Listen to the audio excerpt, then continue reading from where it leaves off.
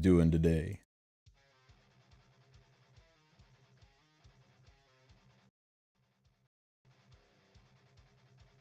More interested in beating the boss tomorrow? Changes to the adventurous path. Yeah, all kinds of stuff's going on. Yes, sir. Yes, sir. Let's see. Sorry, I'm getting all my ducks in a row, guys. I got a lot to go over in a little amount of time.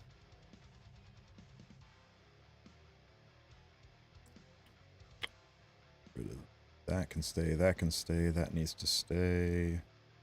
This window can close. Close this window. Oh, very bright. Yes, close this window. Hey, Shuranku and Chris. Good morning, good morning.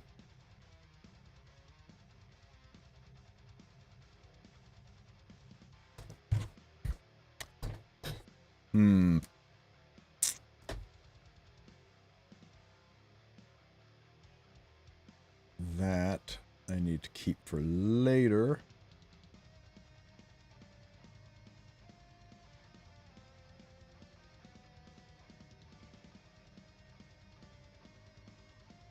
One more second here.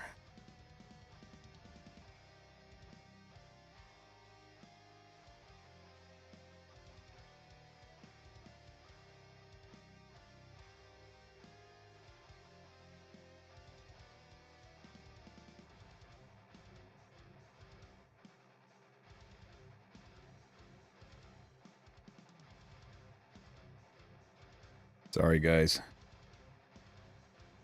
Don't you love it when a streamer goes live and he's totally ready to be on camera and is all organized and everything?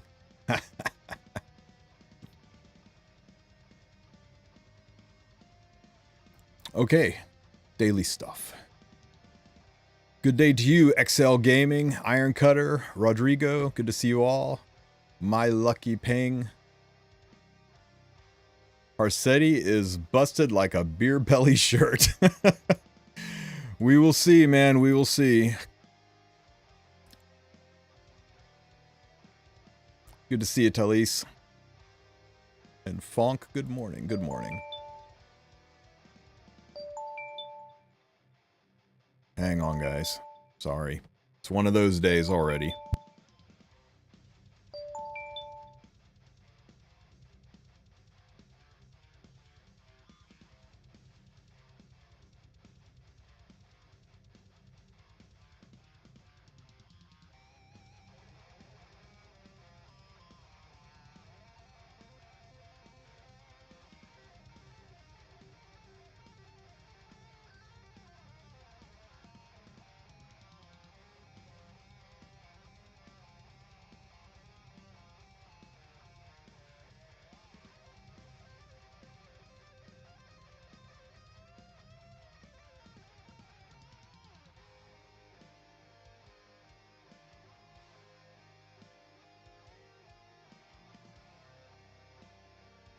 All right.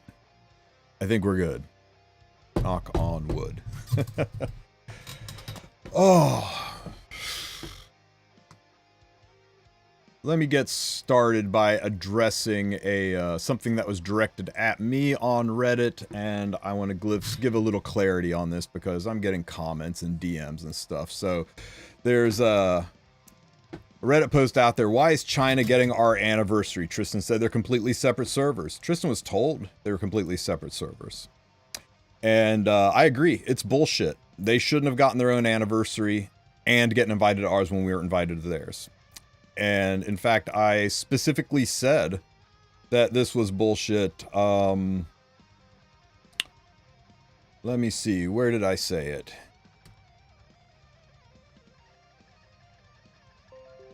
When we first noticed it happened. Here's my DM to the director of Smilegate.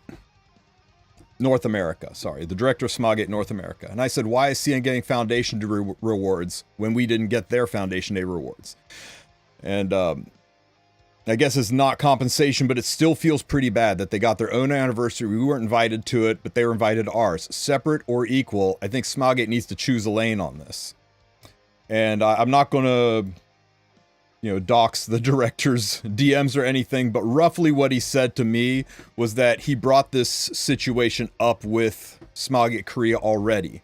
And the response that they gave him was that this was a one-time thing, that it was their first anniversary and they wanted to do something special for them. So, that they got to have their own anniversary as a special celebration to help promote the server and make them feel more, special. And that it was specifically said that it was a one-time thing and that they are moving towards a one united anniversary and that the same will apply with CN starting next year. And I said, I had Smilegate's back in the latest video, and I tried to explain things to people from a business perspective. The major high ground Smilegate had has been that this is a special situation that pertains to just China and not to everyone. So China getting their own anniversary party that we aren't invited to, and then they're invited to ours, feels really, really bad. And he just said that roughly that they're he's bringing up these comments with the director of Korea and seeing what the correct approach is for this issue. It's not an easy one. Do apologize for not being able to answer all the comments directly. He's really got to wait for info from the home office. But anyway, I know it's not the answer we wanted, and it's shit. It's absolute shit, and Smilegate should be ashamed of it. They shouldn't say we're giving everybody equal treatment and then not give everybody equal treatment. Now, the China situation was kind of a special one. I suspect that over the top... Good Lord. Can't talk now, Misty. I suspect the Taiwan-China fiasco thing that hit them, I don't think they had a lot of choice in that. I strongly suspect China said, we're upset, this thing happened, you need to fix it, and here's exactly how we want you to fix it. And it needs to be just for us and nobody else. And if you don't meet us on these terms and conditions, we walk. That's just an assumption. But I think based on how China has reacted on a national level to certain situations that are very, very similar to this Hololive, it is very reasonable to assume that that kind of thing happened. But I just wanted to throw this out there for a little bit. For those who don't see what goes on behind the scenes, when Smilegate shows their ass, I'm first in line passing out torches and pitchforks. When something happens that has them back into a corner and they don't really have say on it, I try to have their backs. I try to be reasonable. I don't get paid by Smilegate. I mean, more than just some Sky Stones every month. I mean, it's nice, don't get me wrong. I like the Sky Stones, but it's not like I'm on their payroll. And when they do something bad and I make a video about them stepping in it, it makes me more money in one video than I make in about a month from guides. So trust me when I say they screw up, I'm first in line to say, hey, these guys screwed up, and to try to fight to make it right. And I did everything I could on this. I did when it happened back in May, when they got their own anniversary, I fought hard to get the anniversary rewards for the rest of us. And I was told directly back in June, look, the rewards are going to just be for China, but and not the rest of the servers, but don't make that public. We were told to not disclose that. So I had my hands tied when it originally happened. And I just assumed, like, okay, well, they're going to be their own thing. They're going to be their own server, have their own rewards. That's fine. We're going to have our own rewards too. And then they got invited to our anniversary. I made these comments, got told it was a one-time thing. I'm not happy about it. I gave them an earful in DMs. There's more screenshots that have some proprietary info in it that I can't discuss, but I just wanted to show this to let you guys know that I don't just roll over. When they do something that's not okay, I try to call them out on it. When you guys are unhappy about things, I deliver your words directly to them. And sometimes they listen, sometimes they don't. Sometimes they just straight up ignore me. I don't work for Smilegate. I can't control what they do. But, yeah. Anyway, just wanted to address the elephant in the room. Since I've gotten this thread DM'd to me several times, and because it had my name in the title, I figured I would want to put that out there just to let you guys know where I stand on that. Anyway. What else do we have going on? Are there any interesting, fun things happening in Epic 7 right now? Did we get some really, really cool patch notes, maybe? Oops, I pulled the screen too fast. There we go. Oh, guys. So there is maintenance this Wednesday, right? So tonight we'll be going into maintenance. We'll do a post-maintenance podcast. We'll discuss all these changes, everything that's coming, all that kind of good stuff. Holy crap, guys. The harbinger of limited units is back. Hoochie's pop-up shop. Okay. Be aware, Wolfpack, that anytime you see Hoochie's pop-up shop, that a limited unit is coming. Usually within 2 to 3 weeks. I don't know if there's ever been a time where we've had Hoochie's pop-up shop that wasn't immediately followed by a collaboration or a limited unit. So this could mean the limited Flan unit, it could mean a new collaboration, it could mean the rerun of the Galililius banner, but kind of expect it. It's almost to the point where it's an indicator like you hear thunder, a storm is coming. Maybe it won't rain, but it's damn likely gonna, right? So, Wandering Merchant Hoochie has arrived. 4 new players. The majority of the stuff in the Hoochie pop-up shop, referred to affectionately by many people as a Hoochie scam shop. The majority of the stuff in the Hoochie pop-up shop you do not buy. It is really, really expensive. And holy crap, Ray W, thank you for the super. Wow. Thank you so much, man. That is really, really kind of you. I really appreciate it. Damn, I'm all flustered now. That was really nice of you, buddy. Let's just break it down for a second. 1,800 Skystones to get a 5-star artifact summon ticket, and it's not a selector. So, 1,800 Skystones, and bam, you get a Iron Fan. Or a, yeah. It could be the artifact you've always wanted. Maybe it has higher value to new players, but it could be something that's absolute garbage and useless to you. So, unless you're a whale and swimming in Skystones, this feels really bad. It's very expensive for a chance to... If it was a selector, then yeah, I'd be all over this. But for a random 5-star artifact, it could be one you already have. It could be one you don't need. It could be one that's not very good. Or it could be the best artifact in the game. That's perfect for your account. How lucky do you feel? You want to gamble on it? You do you. I would recommend not spending the Skystones. 500 Molagora, so 1,000 Skystones for 2 Molagora. You get 5 Molagora a week. This is 1,000 Skystones to get 3 days worth of Molagora. You got to decide if that's worth it to you. A lot of people are Mola starved. A lot of people will be like, hey, you know what? I'm going to dump the 1,000 Skystones because I need the Molagora. And I can respect that. If it's worth it to you, it's worth it to you. Only you know the state of your account. Just be aware that we do get 5 Mola every week from Mola Monday. So is 1,000 Skystones worth basically advancing your account 3 to 4 days into the future? Mystic Metals. This is about the only one that I think might be actually worth it. 800 Skystones for 200 Mystic Metals. Feels like a lot, but if you know the odds on shop refreshing, right? Trying to do this for little Skystones in hopes that Mystic Metals pop up.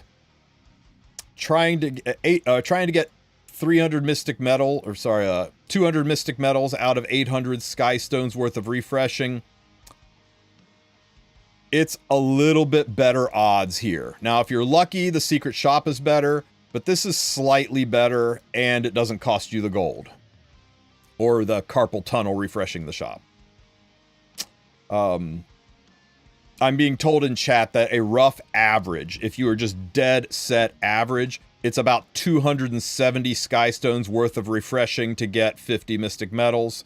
So if you buy all of these, you'll be roughly getting, buy 3, get the 4th one for free effectively, and you don't spend the gold. So this is better if you've got the Skystones to spend and you want Mystic Metals. About the only thing worth it.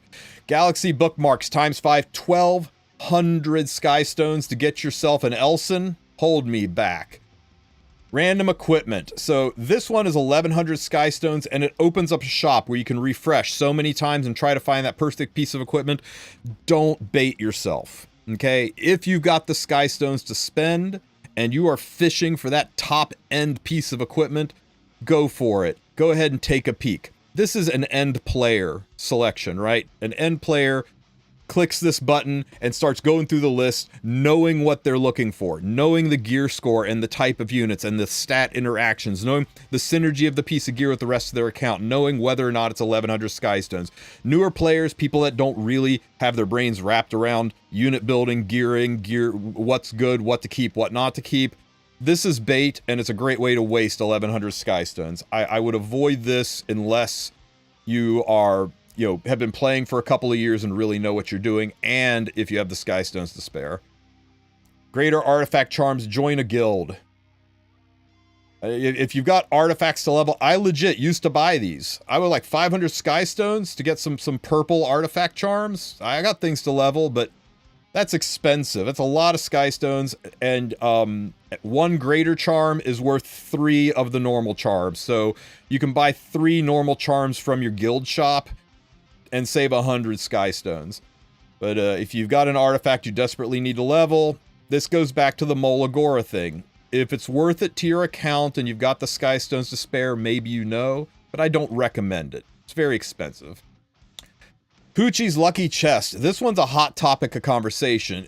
Hoochie's Lucky Chest can be purchased 5 times, so 500 Skystones total, and it's totally random what you get. You might get a leaf. You might get a 5-star unit. Here's actually the list of everything in Hoochie's chest, right? It could be 3 leafs. It could be 5 Powder of Knowledge. It could be Mystic Metals. 100 Skystones for Mystic Metals, that's better than the 200 Skystones for Mystic Metals. It could be a Galaxy Bookmark to let you summon your Elson.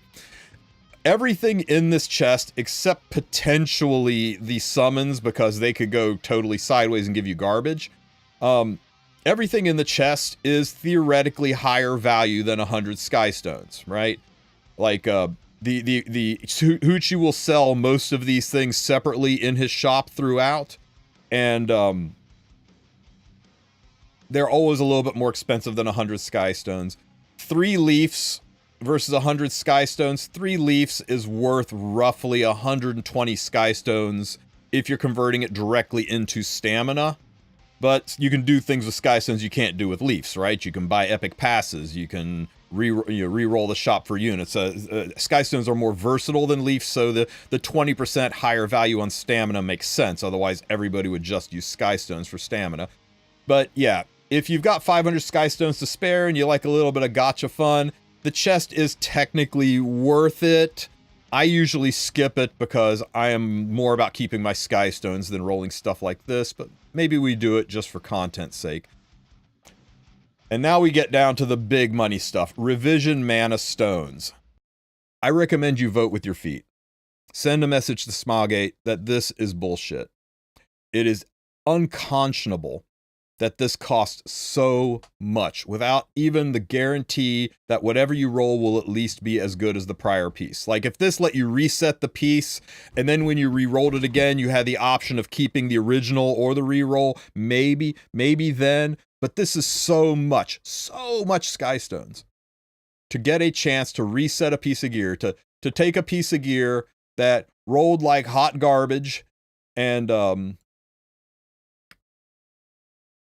rolled like hot garbage. I mean, not this. This rolled quite well. But rolled like hot garbage, reset it, and roll it again, only to have it roll worse. Or only slightly better. Or not really be any different. It feels so bad. And I really feel like, of everything in the game, Smilegate is overly proud of these revision stones. Now, if you are very, very end game, actually, you know who this has the most value to is late game players. Really, really early players aren't going to know when to use this and are going to be sad that they blew their Skystones. End game players aren't going to use this because their gear is already near perfect and they don't really have anything they need to fix. But the late game players, they're actually the target audience. They're the ones that have some really good gear, but also some questionable gear that they wish had rolled better. They might actually get the most value out of this. But again, I tell you, only spend this if you know what the hell you're doing with regards to gear. This is something for like the 2 to 3 year old account. The player who has that piece, and they know if you have a piece that needs to be reset, you know it needs to be reset. And if you don't know a piece needs to be reset, for the love of God, don't spend money on this just to have them for the future down the road. Unless you like to swipe, you're a spender. We've got a limited unit coming. I mean, Hoochie is back. A limited unit is coming. You're going to want those Skystones for summons. This event's giving us a lot of gear, a lot of chances to get gear.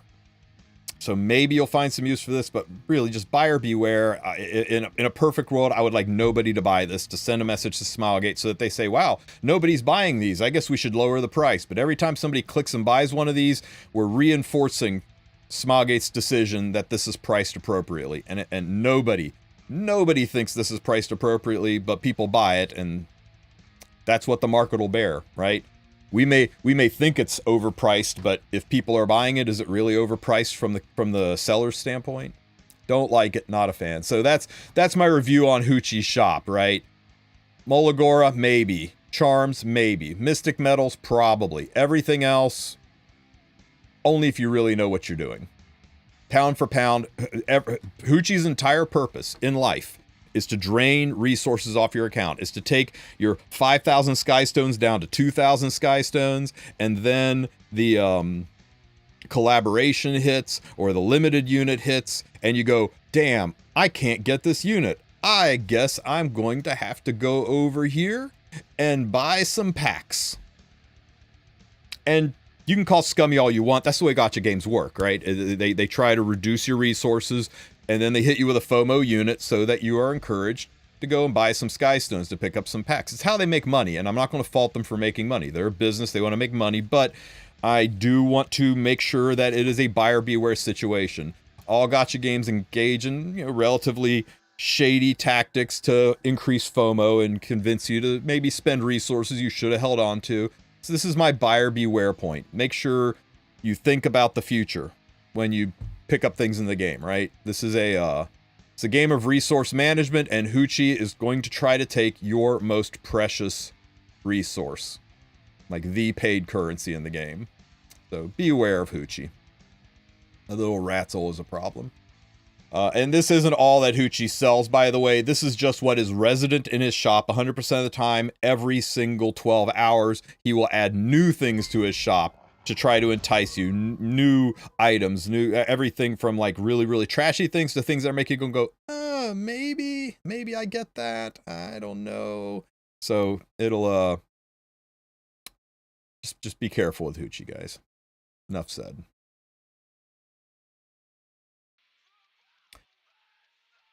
What else do we have? Goodbye E7 World Cup special illustration. Thanks to the tremendous love and support from our heirs, World Cup's finally concluded. As a token of gratitude to all the heirs and their unwavering support, special illustration of Piercing Days of Cold will be delivered to your mailbox. Okay, so a nice illustration. Probably either it's going to be lobby or for background. Illustration of the event. Looks like a lobby illustration. Yeah, can be set as lobby and in profile card. So if you like this this imagery, you can make it your lobby now. It's nice. Free cosmetics. Also enjoy the pub on a sleepy afternoon, which has a unique touch to the illustration's atmosphere. Huh?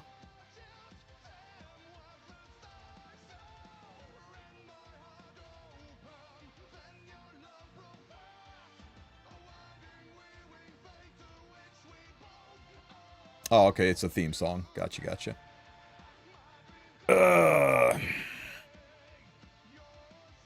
What the F is HARSETTI's kit? We'll get to it.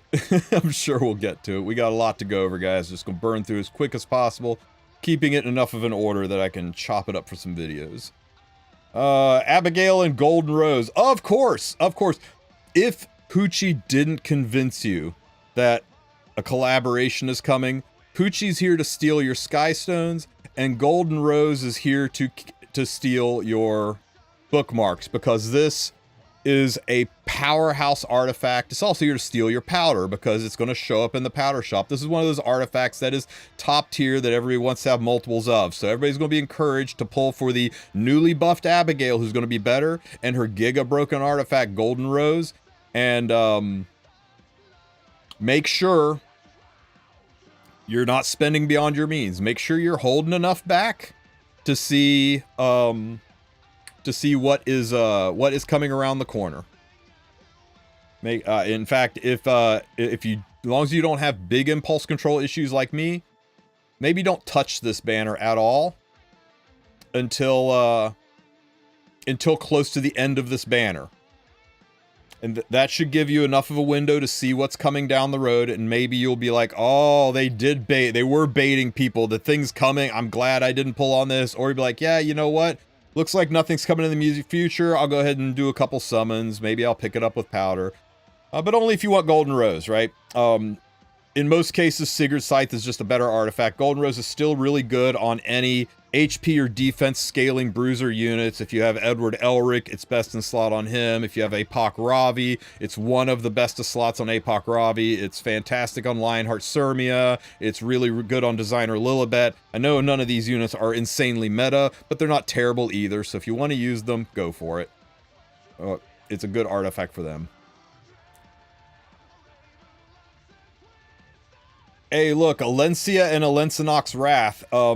The winner of the balance patch, now that they got rid of the Flan buffs, or sorry, got rid of the Pirate Flan buffs.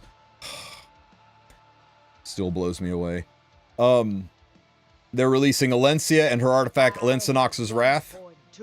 Bookmarks and 9,000 sky stones. I'm ready. You're not getting me with this bait SG. Try harder. Here's the thing about Alencia. While she looks really, really, really good, Zeus, knock it off. Stop trolling. While Alencia is going to be really, really good into HP scaling units, I don't know how impactful she's going to be, how buildable she's going to be. Want to wait and see on the testing on it. In this meta, injury can be kind of strong, but is she going to do enough to deal with some of the situations we got? We just have to wait and see. I think she's going to be really, really strong into a lot of the problem units.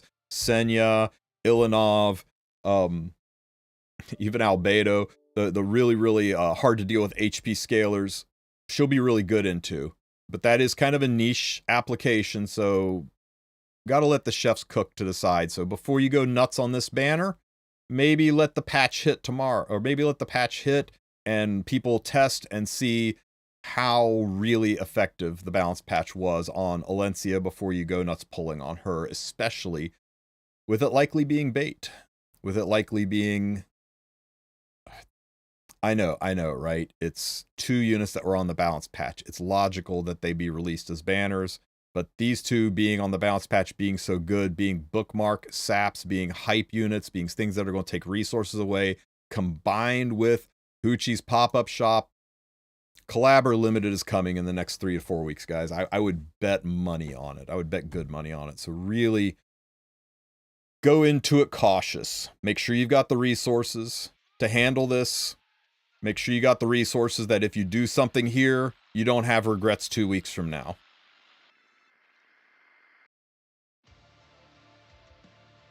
Is Alencia's artifact a must for her? No, there are other artifacts that would work, but I do think it's best in slot for her, especially after her buffs. Okay, the big one, content update. Content update. Okay, Smilegate, don't slam me with DMCA music. You outlived your usefulness. Now rest in peace. It's clear to me that you'll play a crucial role in my cause. Okay, HARSETTI. The sovereign of the Shadow Elves who rules the frozen forest. She is a dark Libra mage. So, correct me if I'm wrong, Sue. Libra mages are tanky and mediocre speed, tanky and mid speed. Oh no, tanky and fast, huh? Oh, New Moon Luna. God, I'm still learning the Zodiac thing. Sue's working with me. So, wow, fast and tanky. Until my final shot. Will never yield. What? This is a ranger? How is this a ranger? This doesn't look like a ranger. Smilegate Rangers all have like magic wands and talk about being mages and use staves. I'm kidding, of course. I think this is the first time in a long ass time we've had, you know, since like launch, that we've had a new unit that looks like a ranger who's actually a ranger. Oh, that's a Taurus Ranger. My adventure is just beginning. And of course, he'll come with a side story. So it looks like Fenris is coming out on the 19th, because usually the unit's released during the story, of course. So we're a week away from Fenris. Hey, we get Revna. I just came across her in the story. So, is that a Scorpio thief? God, I suck at zodiac symbols. Sorry things turned out this way. Oh, she's a 3-star. It's very unusual for them to just drop a random 3-star. Usually they come out in packs, right? Packs of 3 stars. Well, let's do our best. Okay, about time they give us the last 2 chapters of episode 5. And the update, which is basically now just the Alencia update and possibly the Judge Kisei update. Everyone else, I don't know that they're going to be impacted. Without Flan, it's just kind of a boring ass update. But this is happening. This will go into effect after maintenance. Sirmia is going to be better, but I don't think it's going to change her use that much. I really don't. We have to see, though. All right, guys, we got the World Cup ring. Look at this beauty.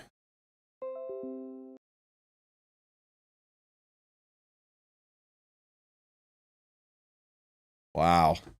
Now, those are some stats. So it's a maxed out level 88 ring. This is going to be, what, 42 equipment score out of the base. I hope your guys' rings roll great. This is the one thing that I actually bought, that overpriced charm from that Mana Stone from Hoochie once upon a time. The first one of these, I had the lowest rolled one on the server. And people were like, nah, no way yours is worse than mine. Everybody who said that, I show them mine and they're like, oh shit, yours is worse than mine. So I re-rolled it. I used the Mana Stone, it was functional. So sometimes it's maybe worth that 1200 Sky Stones to you, but hopefully that never, ever happens again, and this roll's amazing for all you guys. It's surely not going to just roll HP, right?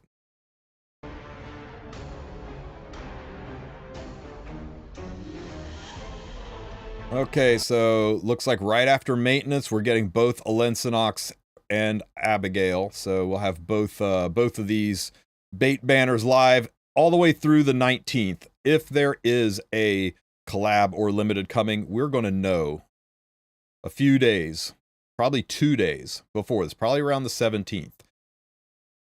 Before you go nuts, before you watch Elf Mage or Valky or your favorite PvP Slayer go on absolutely murdering people with the newly changed buffs and hyping you up and stuff, try to fight down the urge to just jump on that hype train. You've lived this long without these units. It's pre-season. You can wait a week and a half, get around the 17th, 18th, and if by then it looks like there's nothing exciting for you in the future, then go nuts, right? But try to be a little bit smart about your resources.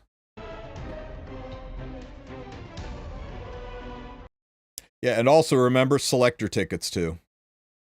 Yulha and Fenris are out on the 19th.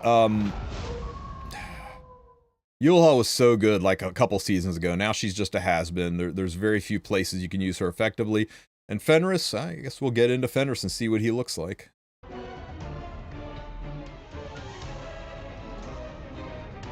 Oh my god, they're really running her with Roaming Warrior Leo. There's going to be some purple flashes that are going to really make some people mad.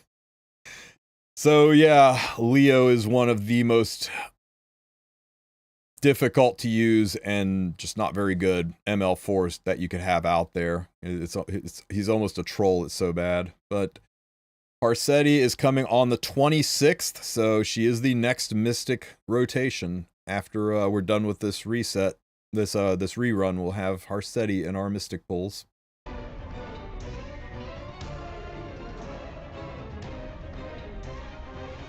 And that's it. No HARSETTI kit or anything? crazy. Okay, so let's go check out Epic 7's YouTube, because that's... Oh, wait. We can go back. There's still more.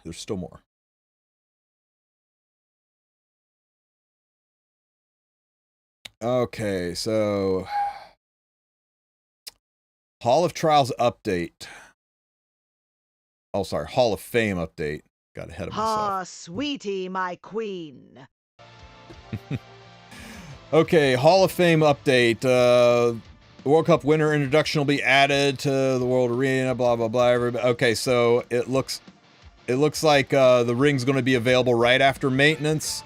Usually to get the ring, you have to, for those who think they didn't get it, to get the ring, you have to go into World Arena, and you got to click on ranking and click on season ranking. There's usually a button up here. No, Hall of Fame. Sorry, Hall of Fame, World Cup, and there'll be a button right here to collect the ring. Right? This is from last year. The new ring will be here, so that's how you get it. So when people are like, "Where's my ring? I didn't get it." Just go into World Arena, click on Hall of Fame, click on World Cup, and there'll be a button to collect it after maintenance. And then you can cross your fingers that this magnificent hunk of metal doesn't roll like garbage. New Chapter 5, so we're getting Twilight Cape and Garden of Noyes. The final two stages, Chapter 10 and 10S.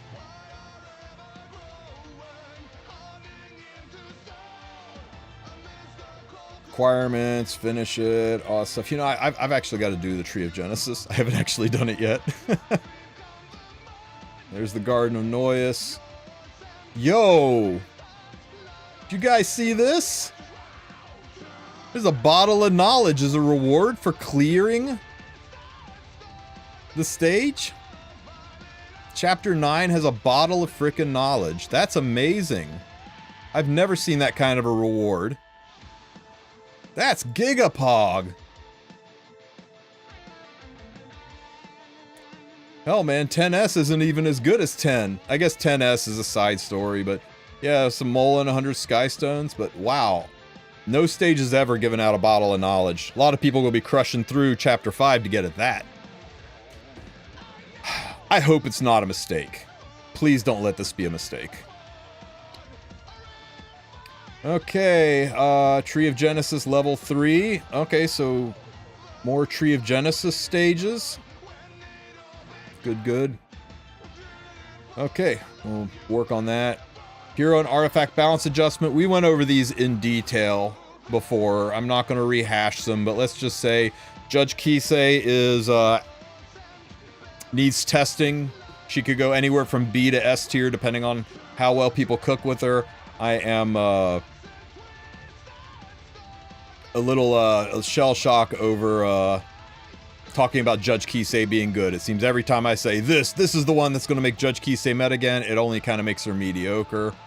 Lionheart Sirmia, I'm not convinced it's enough. It definitely makes her better, removes some of her roadblocks, but I'm still not sure she's gonna be able to do enough damage and have enough survivability to swim in the modern meta. We'll have to see.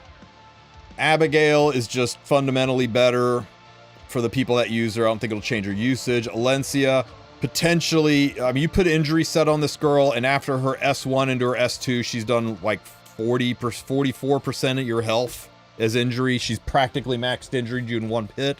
If you put her on speed set and cycle her, you can maybe go giga fast and do 20% injuries per hit. So you S3 and then you S1 twice and you've totally injured a unit. So potentially really, you know, definitely the strongest injury inflictor in the game. Shooting Star Arcades, I have no idea why they did this. It makes her slightly more effective in the one or two places she's used. And they buffed the artifacts. They made Fan of Light and Dark more consistent for Holo Trials and no other real effective changes here. And there'll be a recall on the exclusive equipment. Anytime they do an exclusive equipment change, you can do a recall on it and select a max level exclusive equipment of your choice for that unit. So even if you want to keep this exclusive equipment on Alencia, if it's not max, go ahead and recall it and then buy the same one at max. Okay, new hero. So what's this Revna about here? She is a Scorpio Dark Thief. Attacks the enemy with a sword. 60% chance to poison for 1 turn. When granted promotion, deals damage to increased portion of the target's max health. So it's like Kyrus and Bologna rolled into one. At the start of the turn, when the enemy's health is 50% or less, there's a 70% chance to exploit weak points to the caster. When an enemy dies, grants promotion to the caster. Promotion deals extra damage. Proportional to max health, can stack up to 6 times. Attacks the enemy relentlessly with a 75% chance to target for 2 turns. She's got Thief with target. Do we have any thieves with target? I think this is the first thief with target, isn't it?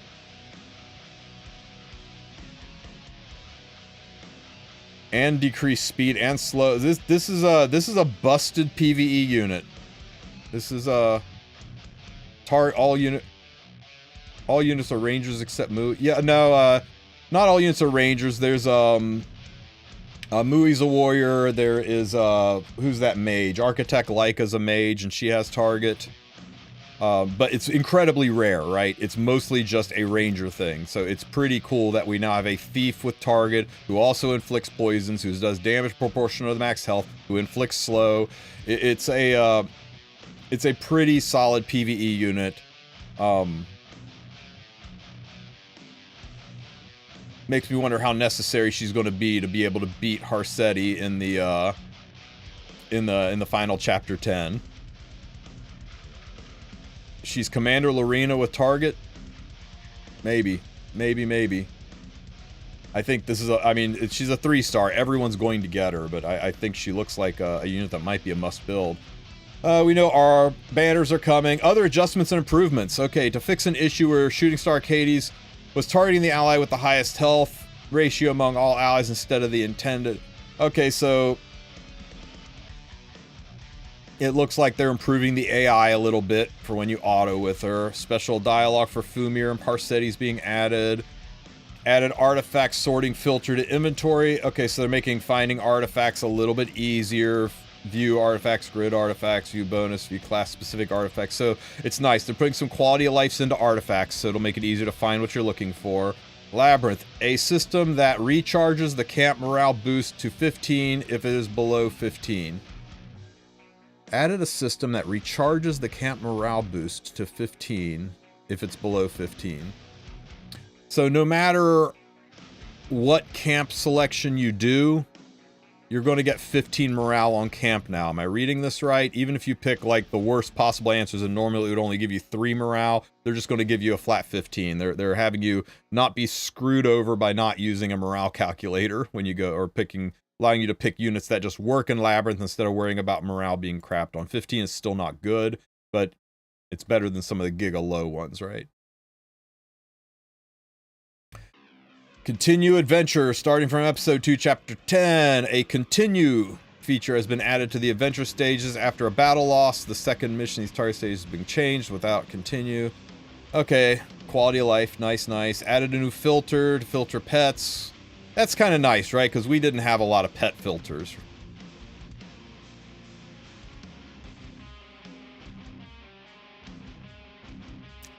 Oh yeah, you know what? I bet you're right. I bet this is per unit. So if it's a crappy morale thing, you think it's 30 morale boost. I mean, morale boost is per unit. If it's boost to 15, if it's below 15. We'll have to test and see if this means the overall boost. It shouldn't though, because you get the boost every time you camp. So I bet it's just recharging it so everybody gets 30. Now you can still get as high as 52 if you take the right team, but this makes sure you at least have 30 morale when you camp, no matter who you take. And that's kind of nice, because sometimes you want to hear the other camping lines. You're tired of hearing the same people say the same thing over and over again, so you just click through it. This will let you kind of explore the different camping interactions and voices. I'm about it. Anything that makes Labyrinth a little easier on new players. Makes not having to like, oh, okay, everybody, I got these units. Who do I pick for camping? Where's the calculator? It's kind of nice that they just stabilized it. Oh, here we go, guys. Here we go. Adventurer's Path. Oh my god, lots of changes. Spirit Altar easy to any Spirit Altar. Any Spirit Altar. Recruit 3 heroes to recruit 1 hero through connections. That's nice. Clear Wyvern 10 to 5 times. Release 10 pet. It looks like they cut almost everything in half across the board. Oh, nice. Instead of enhancing the artifacts, it's just own them. Just own them. That's great. This is all enhanced to own. That's beautiful. Oh my god. That's so nice that we aren't having to sit there and go, well, I guess I'll go ahead and level up my freaking Oath Key for the 20th time because I've already got all the artifacts. This is great for end and late game players. Doesn't really change much for new players, except for cutting the amount of hunting you have to do down. Here it's still 10 times. Wait, Clear Golem 6 or higher 10 times, Clear Golem 10 or higher 10 times. They actually made this one a little harder. But, you know, who cares, right? Clear Banshee 10 times.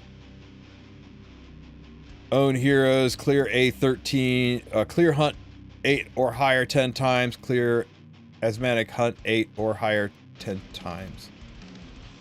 I love when they use the different color text and they say the exact same thing as if it's somehow changed. Own instead of awaken, beautiful. Explore Labyrinth 5. Oh, baby. I really wish they changed it from Explore Labyrinth to use Labyrinth compasses. That way you could buy the bug charms and it would count, but this is still better. Explore 10, Explore 5. Explore 5, 10, 2, 5. Nice, nice. Explore Labyrinth 75. Oh, mother of God. Here we go, guys. Here we go. Okay, 8 times is roughly 2 months. Okay, so in 1 month you do Nightmare Raid. That's 5 explorations. That's 5. You just need 3 more. If you buy the lab compasses from the guild shop and maybe 1 or 2 lab compasses with Leaf, you could bang out the last 3 pretty freaking easily. This is great.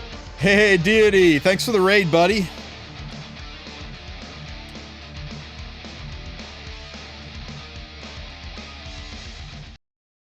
How was your stream, my man? This is great, right? This labyrinth stuff. This lets us get this entirely done in just 1 month of free resources instead of this, which was we're staring down the barrel like 13 months. Yeah, welcome to birthday boy. Glad to have you, man. Do you think the players who already had completed the Hero's Journal should be compensated? Yeah, that would probably be the right thing to do. But I think none of the players have done this. And I'm good. This is compensation enough for me. I'm actually okay with it. This is so much better than what we were staring down the barrel of. That they can keep the handful of charms and gold that I used to level some 4-star artifacts to 5-star, right? Or to plus 15. I'm good. I'm good. Clear Katie's run 100 times is just down to clear it 15 times. Now you can just quick battle it in 2 days. Quick battle in 2 days. Is this retroactive? I mean, how could it be? If you've already hit the goal, you've already hit the goal, so you don't need to hit the goal again, right? If you're asking me if they're going to compensate you for having done stuff and now it's easier, I doubt it. They might give some general overall compensation to everybody as an apology for it, but I am not going to say, oh, you made my life so much easier. Can you also give me free stuff too? I'm actually kind of good. I'm okay. This is so much better. Not having to do this 100 times on all of the damn hunts. Not having to explore the labyrinth 75 times. Not having to wait roughly until spring to finish all of this stuff off. I'm okay. If you want compensation, if you feel you were wronged, if you feel like you demand your charms back or something, man, you go right in here, you click on this little button right here, you go down to settings, and you click on customer support, you get flashbanged, and you type them an email saying, give me back my stuff, you DRPFers. You do you. I am so happy about this that I could care less. I could care less if they restarted the whole thing and said I had to start from scratch. I'd be okay with it at this point. In order to receive full rewards, the hero path has been partially adjusted. We knew about this. That's nothing new. They're just restating it. New songs have been added. That's great. Jukebox has been updated. After maintenance, battle logs from before the update will not be replayable. Thanks for your understanding. Whose idea was it in the first place to put the 75 labyrinth explore? You know, they probably thought to themselves, you get 1 a day. That's 7 a day. And then you can buy a couple from the guild shop. People will be able to do this in 10 days. 15 days tops if they, Oh, wait, math's wrong. 7 a day, 75. People will be able to do this in about a month and a half to 2 months, tops. And that's about the length of this dash event, right? It's a 2-month-long dash event. So they timed it so that if you logged in every day and did your things every day, you'd bang this out in about 2 months, and it would be right in pace with everything else in the event. So I can see why it made sense on their side. What they didn't realize is that most people are converting these labyrinth compasses into bug charms and using them, so it would take literally 3 times as long to do this for veteran players. Especially when you could only do 5 a month. That was 15 months to do it at a rate of only doing 5 nightmare raids per month. And that's what I think they didn't catch. They just assume, oh, people are just going to use lab conferences to do the labyrinth, and it didn't really strike them until we complained. It's like, hey, I know you had a lot on your plate and this was easy to miss, but you're kind of screwing everybody over who wants to do Hell Raid and Nightmare Raid. So I'm glad it's changed. I'm glad they updated it.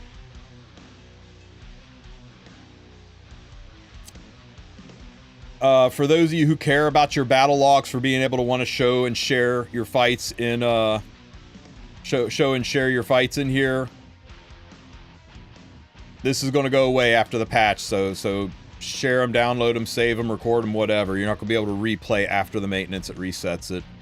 Toy purchases, hero page, a shortcut pop out for awakening skill enhanced. Okay, just general quality of life stuff, and adding weak points to the search filters. Okay. Not bad. Not bad at all.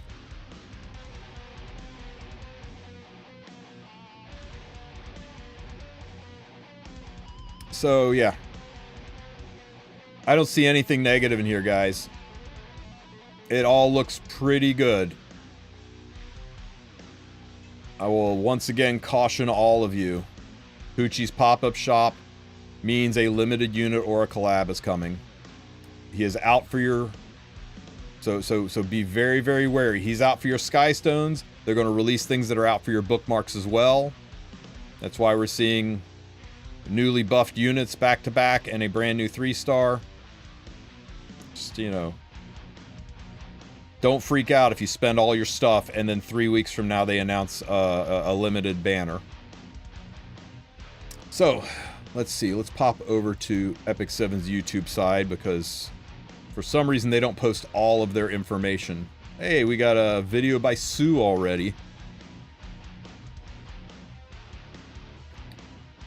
Let's see what's over here. Why they can't post all this stuff on their stove site is beyond me.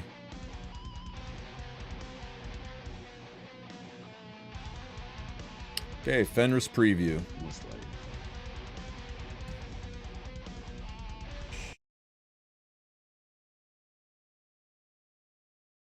My adventure is just beginning. It's been a while since I felt this good. Until my final shot. It will never yield. Nothing in life is easy. Fenris is a half-blood, born between a shadow elf and a human. The human blood within him caused him to be shunned by his own kind. Without fully understanding why, he lost both his parents and his only human friend.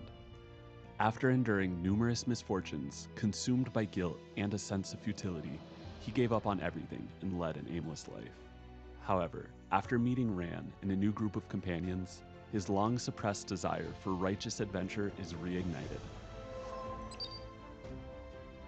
Fenris is a 5-star Earth Elemental Ranger. He has high attack and can increase his attack further through his imprint concentration.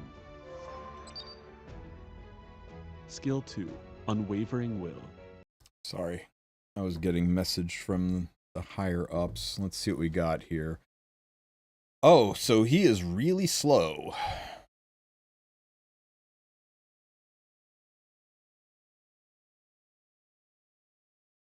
Fenris's voice is Saitama from One Punch Man. And he has a kit that one punches things. That's actually pretty freaking hilarious. How funny if they put a fist on the end of his arrow. Let me see. Slow. Lots of attack. Okay. Skill 2, Starts the first battle with 50. Okay, he's a fighting spirit unit. After an ally suffers an extra attack, counterattack, or dual attack, gains 50 fighting spirit. Okay, Lionheart Sirmia, and uses Soaring Arrow.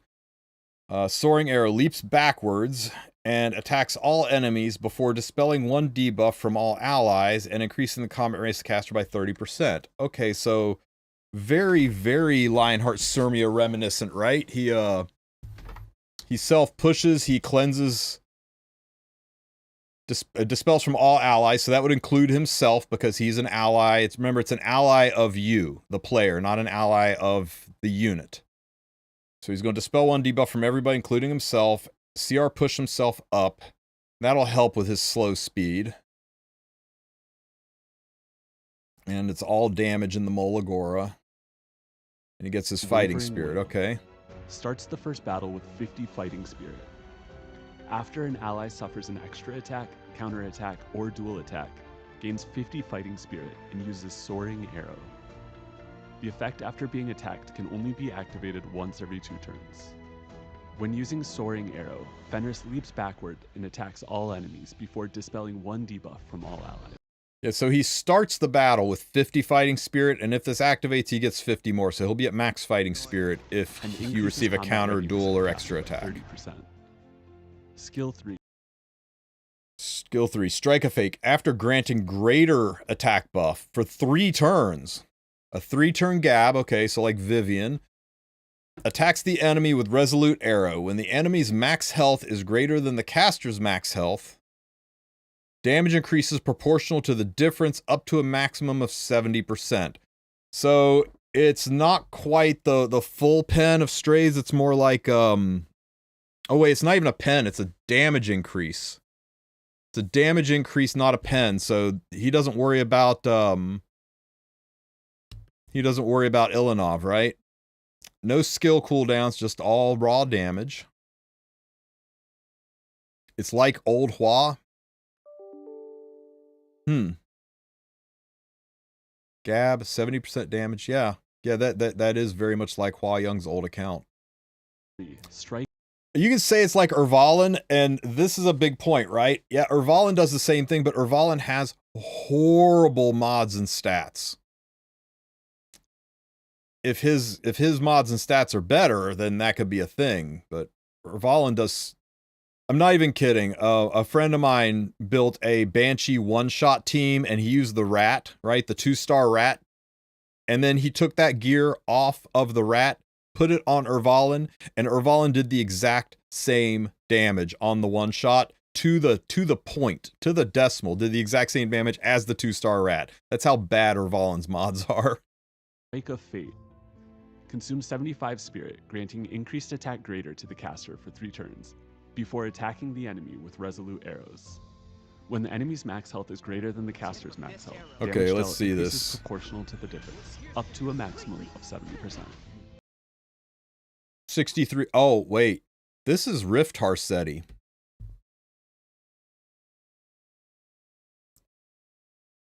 Well, guys, if you want to be able to get top 100 in Rift this season, or this time around, I guess you're going to have to whip out those Rift Hall of Trials HARSETTI. Yes, this is Hall of Trials HARSETTI. So I guess if you want to get top 100 in Hall of Trials when HARSETTI comes out, you're going to need to pull yourself a Fenris. Eh? GG, Smilegate.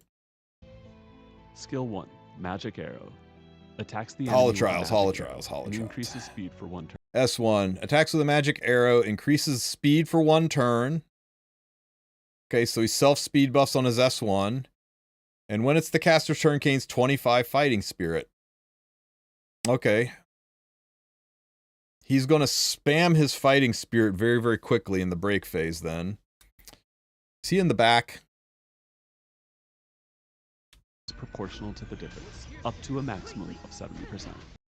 Okay, guys, there's a little ranger icon over Fenris. So what we know about the next Hall of Trials is rangers are going to be the boosted unit, and that Fenris with the self-gab and his extra damage, and he's going to take multiple turns inside the break phase to cycle his skill.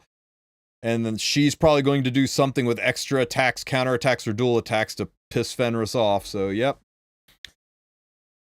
Get ready to have to pull Fenris if you care about Hall of Trials. Skill 1 turn. Is consumed. Increases damage dealt. Artifact.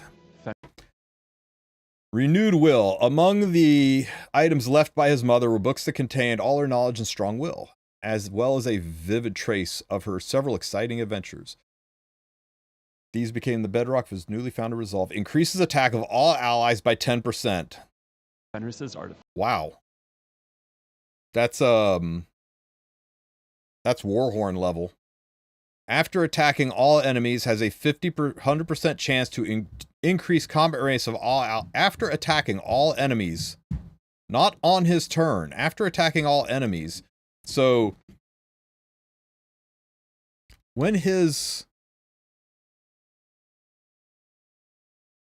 skill goes off and its CR pushes him by 30%, if he's wearing his own artifact, he's actually going to push everybody by 15%.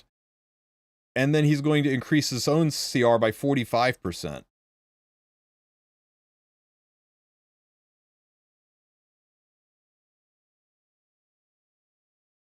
I don't think this guy's going to be just for PvE. I think this guy's going to be very viable in PvP. Counterpoint. No boobs, no roll, no waifu, no bookmarks. Can only be activated once every 3 turns, and the artifact skill effect can only be applied to one hero within the team. And the artifact skill effect. Increase attack of all allies. Combat radius of all allies.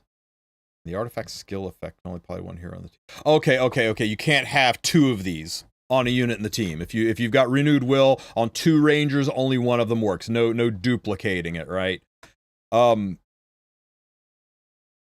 Guys, isn't this broken? Isn't this broken as hell? Doesn't this let this guy be a bridge and give everybody increased damage? I mean, it's 75% chance of plus 15, right? It's Holy Sack kind of stats. It's Spirit's Breath kind of stats. You definitely would, if you're using this high-end competitively, sure, you want it 100%, but you know what? If you're just on ladder and use this as 75% chance, it's 75% chance that it works, and if it doesn't work, you just go next. I wouldn't take it into a tournament unless it's max, but everybody says it's got to be 100% or it's trash. I'm like, 75, 80% chance is pretty freaking good. I guess the big question is, does he need Guiding Light? Because he's a ranger, and whenever you see ranger, you immediately go, oh, he needs Guiding Light. Use this on Biblis. Yeah, you could use this on Biblis. Commander Pavel, I don't think so. I think Commander Pavel's damage is so heckin' low, he needs a damage artifact, or he needs to be stealth, or somebody just kills Pavel before he can do his thing. I don't know, guys. I think this artifact is insane. I really do. I think anybody that's downplaying this artifact isn't really looking at what it could potentially do. Bridging and CR pushing are so important for aggressive players, and this lets you turn any ranger with an extra attack. I'm sorry, any ranger with an AoE attack into a bridge unit. Suddenly, Knockwall's not just an opener, she's an opener and a bridge. Yeah, I just said it, right? Knockwall.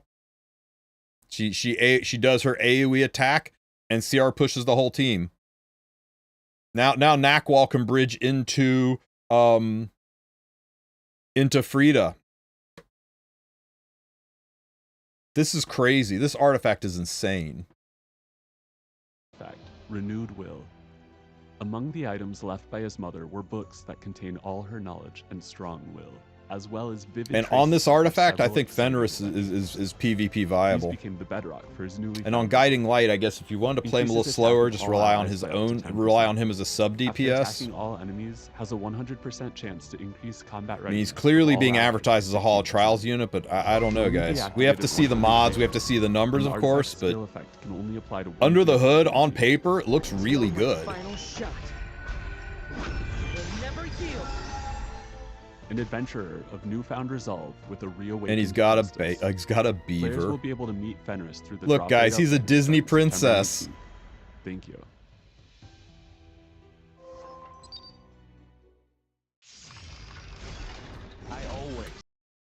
Who are we fighting here? Okay, so You ready?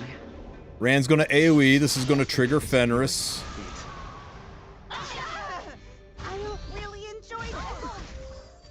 I'm not gonna be This will cleanse all those attack buffs from Euphine, right? Because this is an AoE cleanse. Renewed will proc, so the entire team pushed up and Fenris pushed up. The children will help. Politis. Situation. Nice Politis, nice Politis demo, guys. Criticals are Yes, he is a fighting spirit unit. I just feel sorry. Shit, he's a fighting spirit unit. Okay, so once again, C Politis is gonna crap all over him. Battle, everyone. Because C Politis craps all over anybody.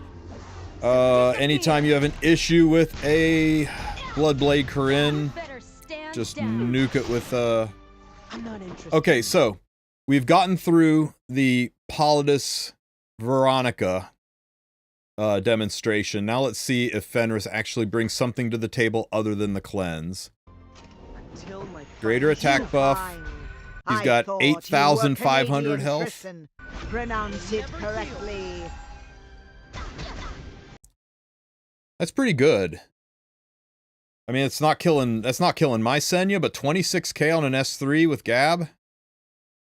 That's pretty good.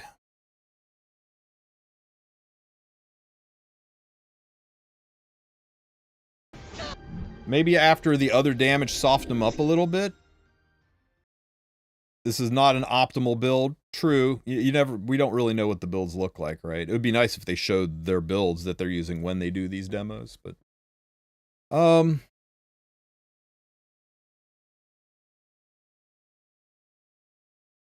Wait, was it through a barrier? The barrier's tiny, though.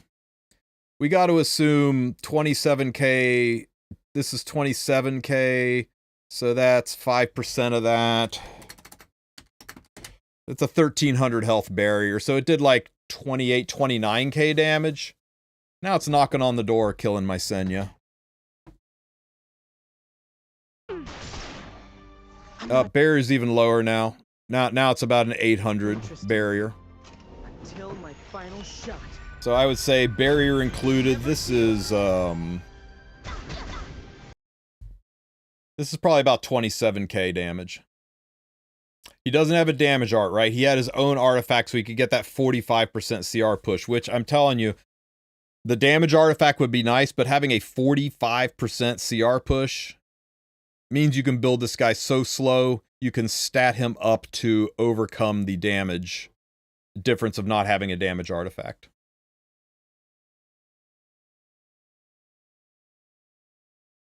So Terranor Royal Guard kills this guy with Reflect. If he doesn't one-shot Terranor Royal Guard, yes. If you kill the unit with Reflect, Reflect doesn't go off. But if TG survives, then yeah, Reflect would blow anything up. For those of you who want to use Terranor Royal Guard in RTA, I guess. Sure.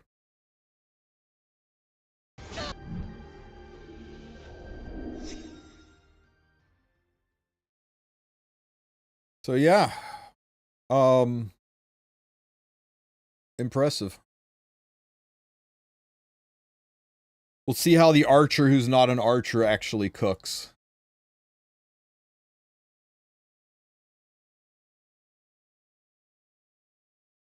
Do I have the... Give me 1 second here, guys. I want to find this picture because it cracks me up.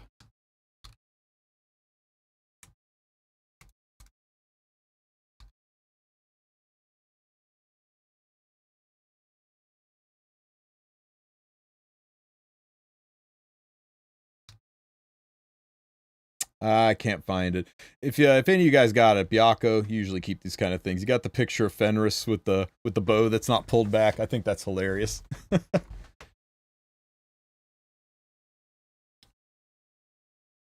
Okay, where's HARSETTI?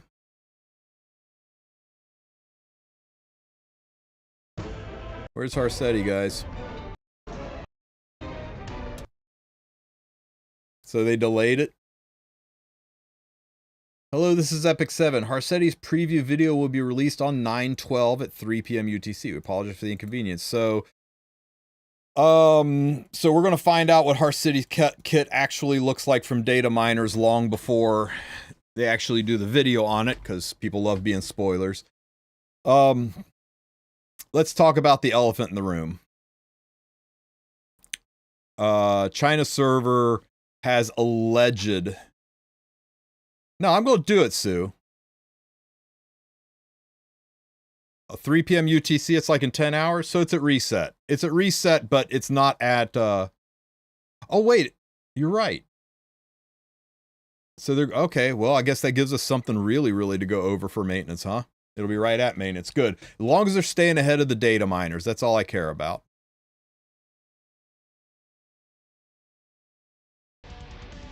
Okay, guys. What am I hearing?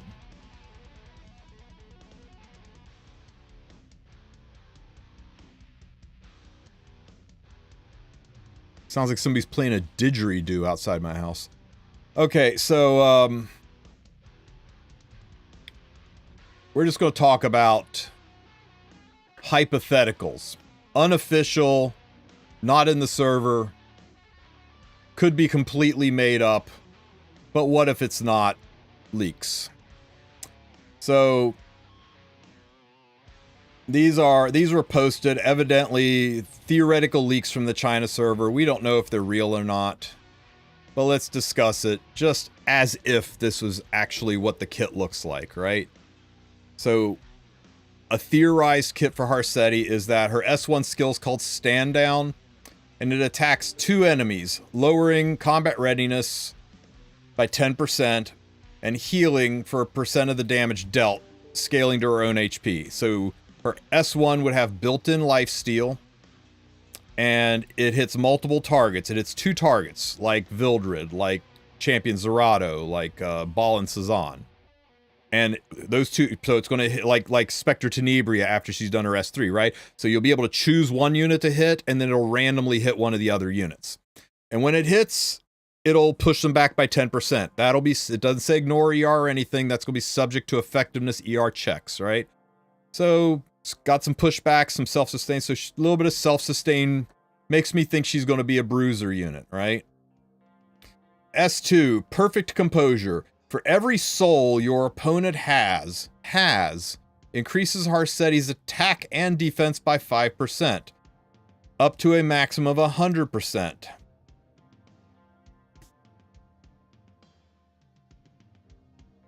For every 1 soul. Every 1 soul. So if you have a plus 15 tags book, if you got 10 souls on the team, she gets 50% boost to attack and defense. Means book's 100%, means book is overcapped. Now book is 10 souls. Maxed book is 20 souls. Plus 15 book is 10 souls. So, yeah, if your opponent has souls, then she gets a big boost to her attack. So you kind of don't want to run her with Bellion, because that's just effectively nerfing your own damage and defense. When anyone soul burns, holy shit, anyone, strips 2 buffs from all enemies, then uses Psychic Domination. Psychic Domination, all enemies are blocked. What the fuck? All enemies are blocked. You guys know what block is, right? Block is Brigitte's S3 skill. And the reason Brigitte's S3 skill works as just a single target is because AoE would break the game.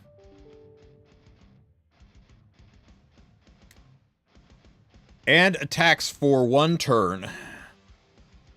And attack down. So not only does it put block on you, it attack downs you for 1 turn, and you've got no real way to get rid of that attack down except to whittle it off because block's going to prevent people from...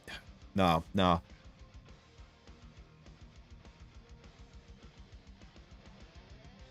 Cooldown of 2-turn molables for...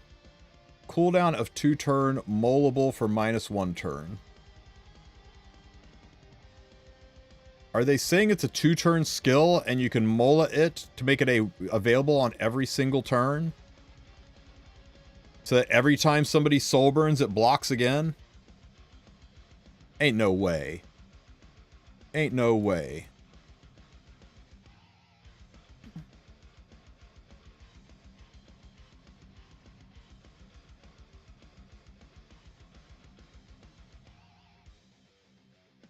Fergie is a weaver, right? Never remember because nobody uses this damn unit.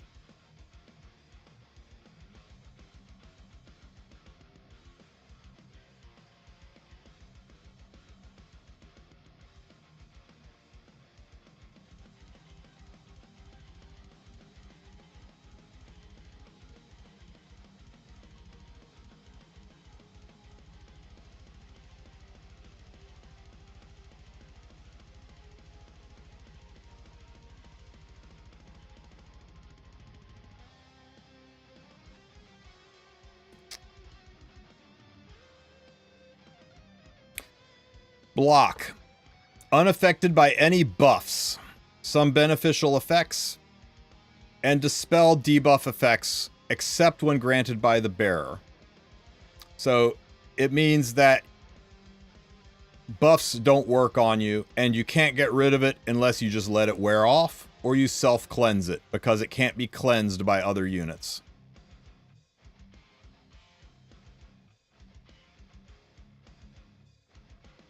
And people thought this was going to be OP, but then they realized you could only do it on 1 unit. And then people realized if you could do this on all units, it would be just game breaking. So, if this said enemy, when enemy soul burns, you could deal with it, right? You could just not soul burn. Just don't use your souls. I mean, sure, the souls gave her additional attack and HP, but you don't ever have to worry about this happening if you don't use souls. Just resist pushing the button, you take her out. But anybody can soul burn. She's a mage. She can wear her own book, and she can soul burn on her turn. And every time, anybody on your team has got souls. So anybody on your team that's got souls can soul burn because she's carrying a book. So whoever your first unit is, you soul burn. And it makes this happen. You've got to pick Bellion into her. And God forbid your opponent picks Frida. You slam this unit, your Frida's useless. You can't use your Frida. You can't use your main portion of your Frida's kit. All she is a CR push now. Well, if this is true, Bellion just became the most important RTA unit in the game, I guess.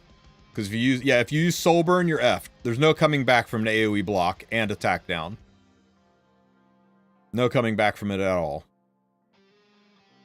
But if they don't Soul Burn, her team gets 100% at and dip. Yeah, but everybody getting... See, this is the other thing, too. Every soul, HARSETTI's allies attack and defense. So, this one's specific. Yeah, this one's specific, you're right. She buffs her allies with attack and defense. Yeah, you're right. I misread this, right? Because I'm used to when it says increases allies, it means everybody on the team. Because in Smilegate's weird translation world, allies means allies of the player, which is everybody on the team. That's why when it says this effect applies to the allies, it doesn't mean it applies to the allies of the unit wearing the effect. It means it applies to your allies, which is your entire team. So it impacts everybody. But this one doesn't say allies. This one specifically says HARSETTI's allies, which is very unusual and unique wording for Epic 7. So this means it doesn't give her the attack and defense buff, but it gives it to everyone else on the team. 50%.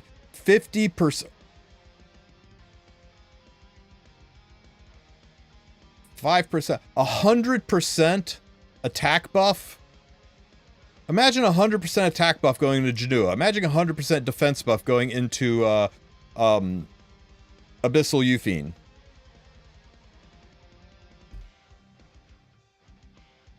So your opponent's going to feel like they need to dump the souls to just get this damage under control, to get rid of the boost to damage.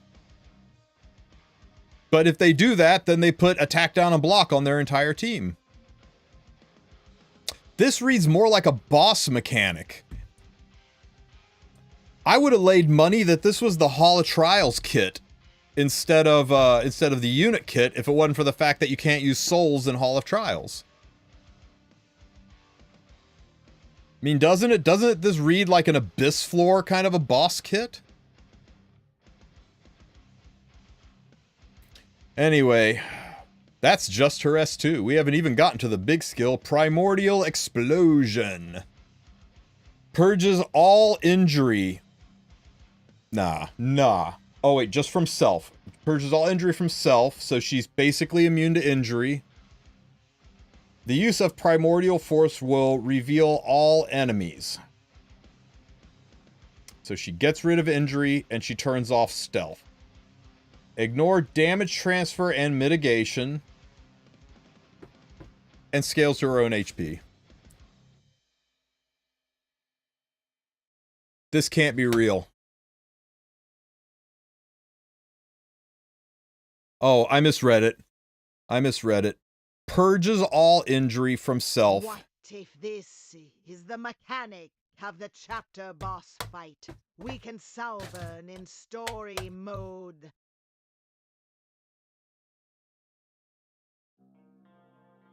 Purges all injury from self. Uses Primordial Force to reave all enemies, so damage.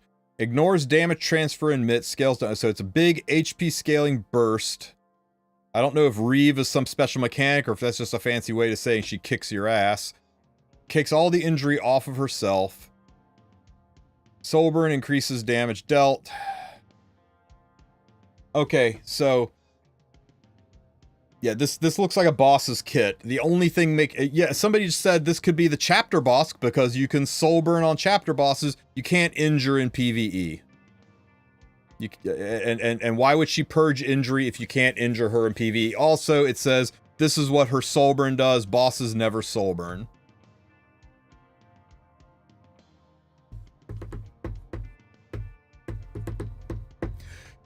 Can we work around this? How would we fight this? You can't use Tywin because Tywin's passive won't cleanse the block off of other units. It'll only block off of himself.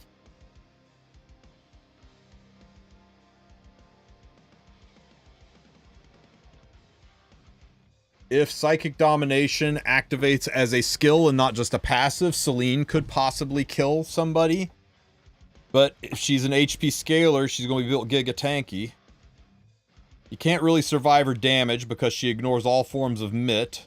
You can't injure her down, so she can be built giga tanky, and then how do you kill her because you can't injure her down? Her S2 looks non-attack, but yeah, it says then use Psychic Domination, so it's definitely an activated skill. So units like Politis, units like Selene should activate. Of course, she's going to be Ran and Luna's best friend. I don't see the words ignore ER anywhere in here. Selene and A Winter would be nice picks against her, no? I don't know. Winter doesn't do enough damage to be relevant anymore. Selene would be a decent pick into her. I think somebody picks her. You better pick some serious ER units, right? ER BBK could maybe survive all this. Hey Ed Squared, thank you for the sub, buddy. Thank you so much, man. I really appreciate it. Yeah, this unit's never allowed in RTA. Listen and chat. I'm guessing HARSETTI is busted. If this is real, and I am I hate to say it, guys, but usually the leaks are real. Usually they are. I'll probably get some grief for saying that, but usually the leaks are real. But sometimes they're not. We've had a couple of leaks that were completely made up bullshit. And this had better be one of them. Because this looks awful. This looks awful to fight against. Sabine is both good and bad. Good she prop and cleanse block. But bad coups she gains 10 souls and make your team tankier, stronger. So, lots of people are saying, no way this is real. No way this is real. Can't be real. No way it's real. And I would love to agree with you. I really would. Just when you think you've reached the bottom of the well of stupidity that is the unit kits that Smilegate puts out, sometimes crap... Zout HARSETTI will be another Lua situation, never get to play her. I love that text-to-speech. My rant was, just when you think you've reached the bottom of the well of stupidity that some of these recent kits have been, Smilegate will drop something like this that makes you realize that that well has no bottom. The author of the post said it probably is fake TBF. I'm in the camp hoping it is fake. It better be fake. It better be fake. Episode, boss. At this is too strong for my liking. Yeah. First of all, Soulburn increased damage dealt where? Maybe on her S3. Soulburn increasing damage is a very unusual Soulburn for a non-DPS unit to put out, right? I'm not saying it's unheard of, but she is a bruiser, a self-sustaining bruiser. I don't know, maybe. I guess units like Ravi have increased damage, right? Yeah, I see it. I see it's right here. I'm just saying that it's a very unusual Soulburn for this kind of a kit for a control unit to have. Usually they have some bullshit like ignore ER or reduce cooldown or make the debuff last 2 turns instead of 1. It's weird that they do a increased damage dealt Soulburn. Without taking into account her S2, in your opinion, are the S1 and S3 balanced? Have to add S3 doesn't have HP scaling and doesn't pen. If this said when the enemies Soulburn. If they change the word anyone to enemies or opponent, when the opponent Soulburns, yeah, I think this could be good. It puts you. Was too broken, huh? I think it would make her giga strong because it puts you in the position of deciding: do I let his team have 100% boost to attack and defense? Do I let them have a 4,000 defense Euphine and a 10,000 attack Ludwig? Or do I Soulburn and accept the Now sucks to not have flan buff Papa. Or do I Soulburn and accept the fact that I'm going to wind up risking getting blocked and attack down? Because remember, it's 15% exists. This unit will have to be built with effectiveness to effectively stick this on units that matter. That would kind of make it bounce. But when anyone Soulburns, it means you can just run an opener. You can run Zeo, Soulburn. Done. Everyone's blocked, fight's over. Everyone's blocked and attacked down, fight's over. You could run Luna, Soulburn, fight's over. You could run any opener, Soulburn, fight's over. You could run Ran, Soulburn, AoE attack, have Fenris do his bullshit, and the fight's over. It's allowing this to be in the control of the cleaver. I mean, I'll abuse the hell out of this unit, right? If I'm first pick, I'm picking her, and if I'm second pick, I'm pre-banning her. Yeah, it's a terrifyingly toxic looking kit.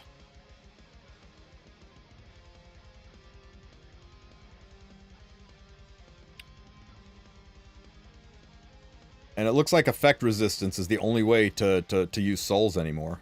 If this is real. I really hope this isn't real, guys. Purge all injury. I gotta see your numbers, how much damage she can do.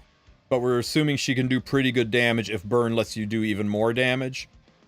So the guess would be that this does kind of mid damage, right?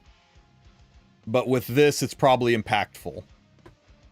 Think Fire Ravi's S1 versus Fire Ravi's Soulburned S1, right? One hits like a truck, the other not so much.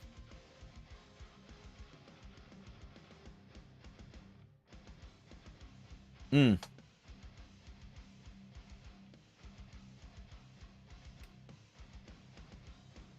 think if you have Bellion, this stops you stop having to worry about this. So you have, if somebody slams HARSETTI, you better third pick ban protect Bellion. If somebody pre-bans Bellion, you better pre-ban HARSETTI too.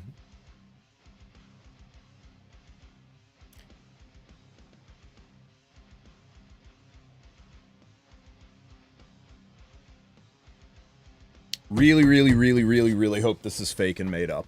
I guess we'll find out in about 9 hours. Her counter, some guy just screwed all of us.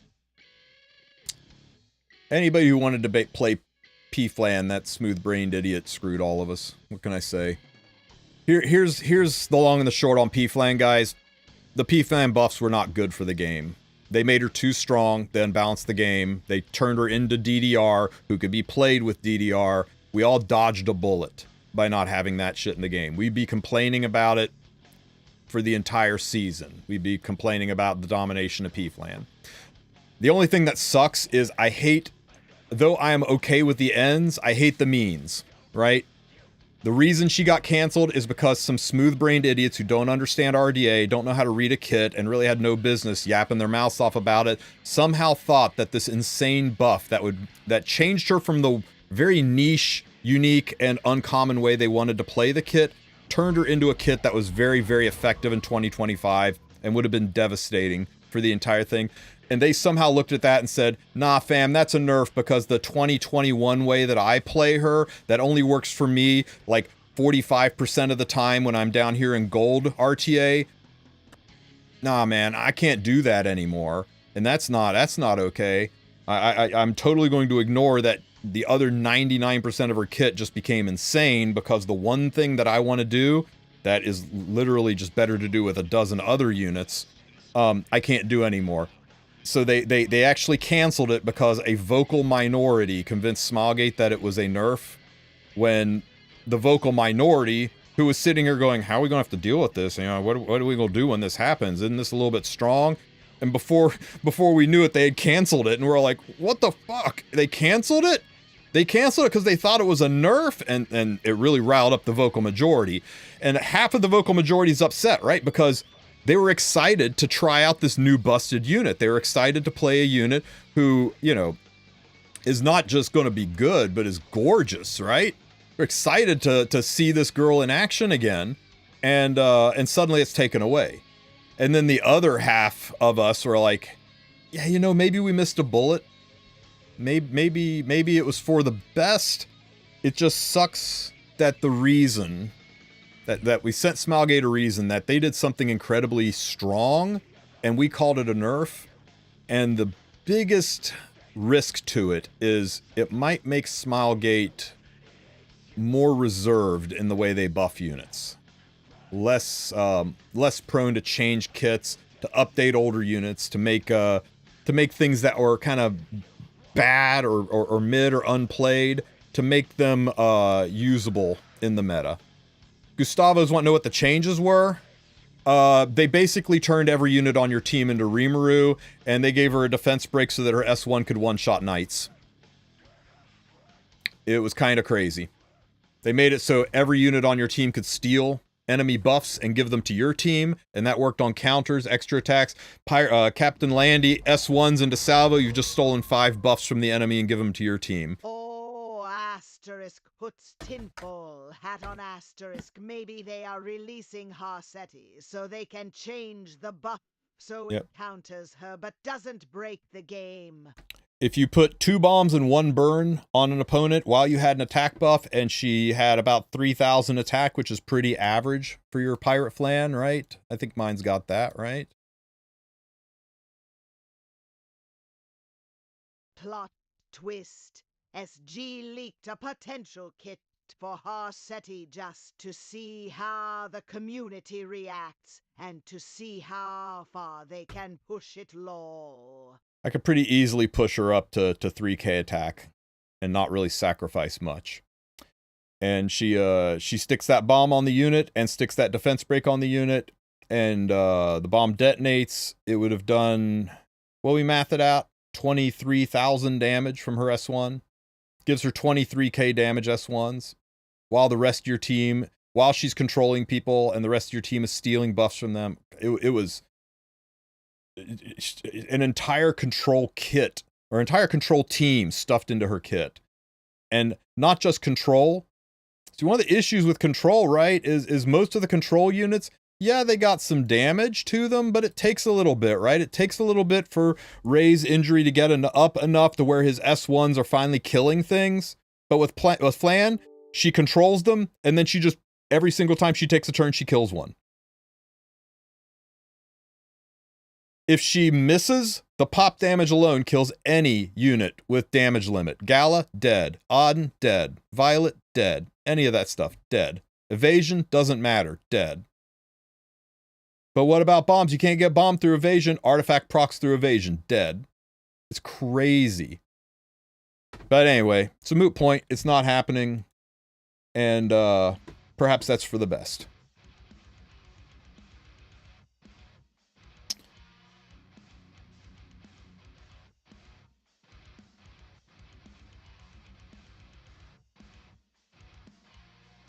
Community is already up in arms because of China again. Yeah, we addressed that early on.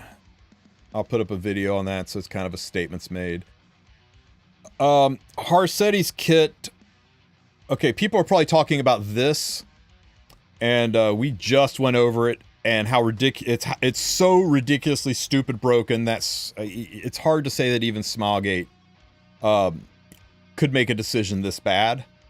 And it's so much so that the guy who posted it even said, "Hey, I don't think this is real, but here it is." So yeah, we'll find out when maintenance goes live. They're going to drop the video, and we'll find out what her real kit is. And please, for the love of God, I hope it's not anything like this, because this looks terrifying. We knew she'd be strong. We knew she'd be floor boss level strong, but this is so strong that you just pre-ban her. If people don't pre-ban her, they might as well just hit the yield button as soon as their enemy picks it. It's that bad. I can't imagine 100% boost to attack into units like Genua, 100% defense into units like Bellion, not Bellion, units like Abyssal Euphine, 100% attack into a Landy, counter salvo, GG. On top of that, you're blocked and attack down, so you can't really do anything. You can't get buffs. You can't cleanse your team. You can only self-cleanse. You can't injure her down. There's no way this is real. I don't want to believe it. I'm just gonna focus on the fact that we get a bottle of knowledge from doing the adventure story. Try to think good thoughts until maintenance tonight, when we see what her kit really looks like.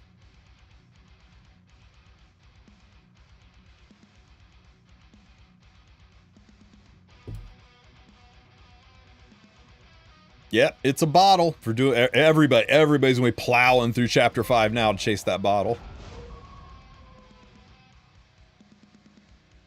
Hey, Sparkies! Who do we get? Who do we get? Who we get? Show me Wind Rider. Hello, Carrot. It's a warrior. Oh, fucking rad.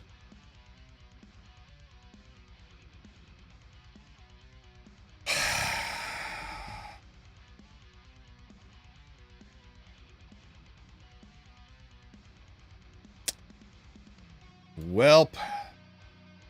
I got a rat.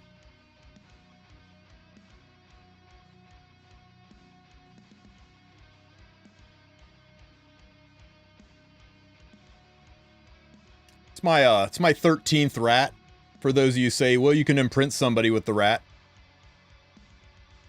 It's my 13th rat. She is now past Pavel as my most summoned unit.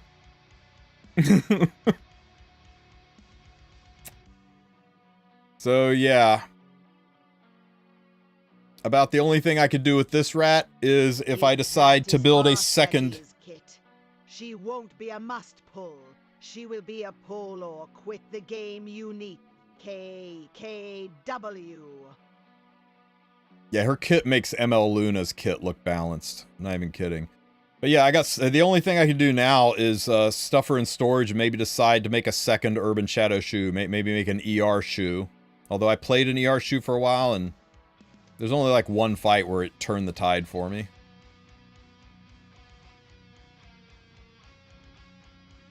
I would pair her with I'd pair her with Zeo and Ran and then just BBK things. What are you going to do about it? You got no way out of that. Let me see. Freaking rats.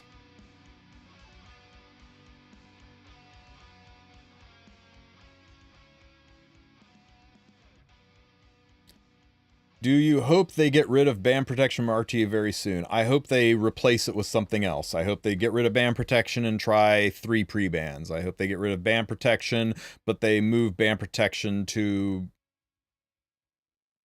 I don't know. I don't even like moving it to first or last. That's almost as bad, if not worse. Yeah, it reduces diversity in the fighting.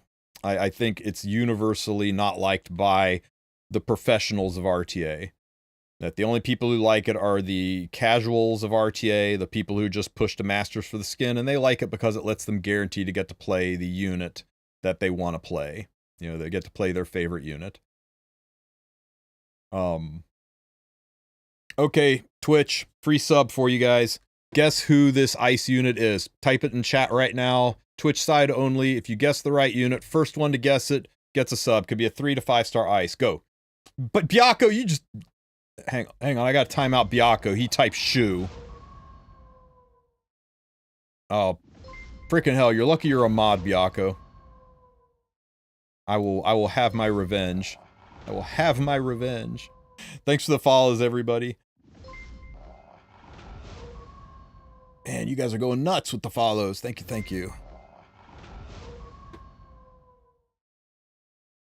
Okay. No more guesses. Let's go.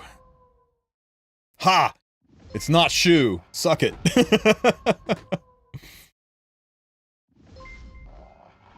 Terranor Royal Guard. I think I saw one of you say TRG. Let's look here. Jeez, that's a lot of guesses.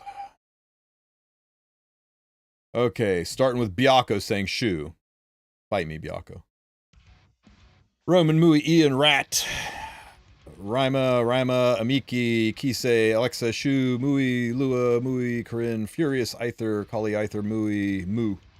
Jenna, Rose, Momo, Rima, Mui, Zerato, Momo, Crozet, Alexa, Jenna, Misty Chain, Crozet, Kise, and nobody thinking of TRG. Wow, Crowd, Jenna, Amiki, Momo, Sigrid, Elvira, Mui, Angelica, Crozet. Oh my god, Enoch, Mui, Roman, Muscle Girl, Muscle Girl, Shu again, Furious, Ronvald, Momo, Kise, Ran, Shoes, Ron, Rose, Mui, Elvira, Zerato, Terranor Guard, close but no cigar, Zerato, Alexa, Aether, Crozet, Rose, Aether, Ian, Alexa says, Momo, Brigida, Lua, Uria,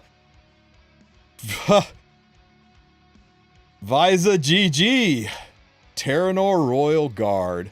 And it's the first thing you ever said in my chat too. I love it. It is your lucky day. Grats on your gifted sub. You're the only person to think of Terranor Royal Guard. Nicely done. Oh my goodness.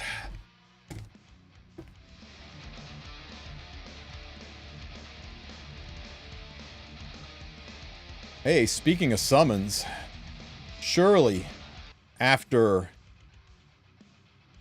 55 summons so far, surely this is the day we get an ML5. I mean, the odds say we should get one every 50 summons, right? And I think this is our 60th summon, right? So surely, it has to happen. It's a foregone conclusion. The odds dictate it. It's math, and who are you to go against math?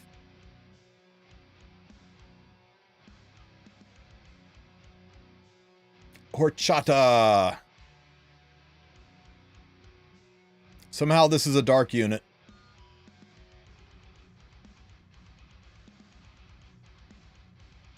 No, I have not gotten any yet. But that's okay. I'm purposely not taking the ML5 so the rest of you can have them. Because just being that kind of a guy.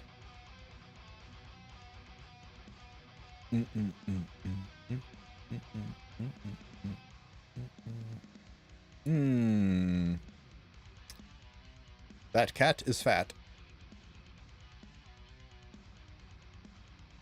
There's a lot of 4 stars. Well, I can imprint the new Dark Shuri when he comes out, I guess. All right, guys. I guess that was the 55th summon then. Nothing yet. Anything exciting up here? I've got to figure out where the selectors. So, for those of you who are good at not losing track of things and want to min max, don't use your selectors until the last day. That way you don't accidentally pull it from your daily summons and then be like, crap, I used a selector on that unit. But only do this if you set alarms, you give yourself post-it notes, you tattoo it on your forehead in reverse so you see it in the mirror every morning. Don't do it if you're the kind of person that will forget and then it'll fall out of your mailbox. Right? But if you're good and organized, that's the true min-max way to do it, is you don't want to say, I'm using this selector to pick my 14th shoe, and then you pull shoe. Unless you want 15 shoes. So that's what I'm trying to do. I literally have alarms on my phone that will go off saying, you know, wake up, you dumbass, and don't do your pulls. Woohoo! What's this? Okay, I'm gonna watch the video, get flashbang, close the video, get the rewards. Speaking of rewards, some of you may not know this, so let me look it up for you.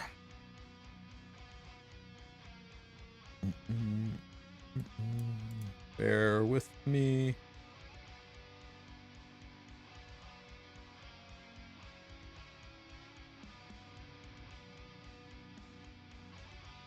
New coupon code for those of you who haven't done it yet. Post it here, and I will post it here. Baka, would you pin that for me? So, to redeem this coupon, you go into ongoing events in your mailbox, you scroll all the way to the bottom, you click enter coupon code, you get flashbanged, and you type in the coupon code, and you hit redeem, and of course I've already redeemed it, so I can't get any more. And boom, rewards for your, rewards go into your inbox. Now, if you're on an iOS device, iOS devices do not have a coupon code thing here. So, for those of you who are on iOS devices, you can use this link here. And for Twitch, here. Just go to this link that I just posted. It'll bring up this page. You select the server that you're on. You enter your membership number. You get your membership number on your settings page in-game. So you get your membership number... where? By clicking this little double box in the corner, go down to settings, and there's your membership number right here. You can even copy it. You can go back and paste it. Your nickname is your in-game name in Epic 7, not your Twitch name, not your Discord name, not your stove name, your game name in the game. And then you enter the coupon code here and submit, and it'll drop it into your inbox in-game, just like that. The other coupons that we've gotten are Epic Love. That will get you the adorable little Euphine and Luna hugging emote. So if you want this this emote right here, Epic Love is your coupon code. And the other one is Epic dash start, no spaces, and that'll get you some I believe it's some charms. So Epic Dash Start, Epic Love. I can't fit it all in there, but anyway, those are your coupon codes. Make sure you redeem them. And if you want one last little bit of something for your account, go over to go back to the stove site and look at the latest stuff, right? And scroll down just past the most recent stuff, and there'll be an event tab that says, where did it go? Profile card sharing event. Oh, that was... Wait, profile card sharing event? What's this? Always check for these. Create a new profile on stove and receive a gift. You get 2 leaves, and 30 lucky arrows will get 700 sky stones. Here's the time window for it. Create your profile card in-game. Use the share feature to submit the card and pay and upload it. Upload, nickname, server, etc. This is what you get. So,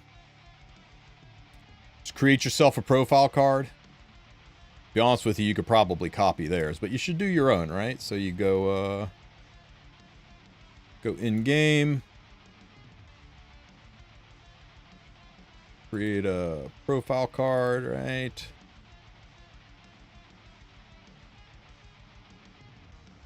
Where's the snapshot feature? Here we go. Do the snapshot feature. Click. Click up. That was Google.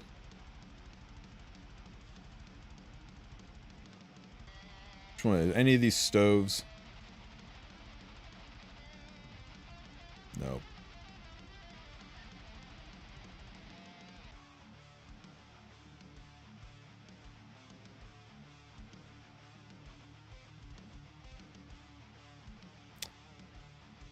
Log on, download it, paste it, I don't care, whatever. Just put it up in there, and you'll get 2 free leaves just for doing it. This one's a little bit of a pain in the butt. Usually they're a little bit easier, but always look for these events. There was another one earlier, maybe it just expired, but there was one in here earlier about, that was a pick which look you liked best for Arky.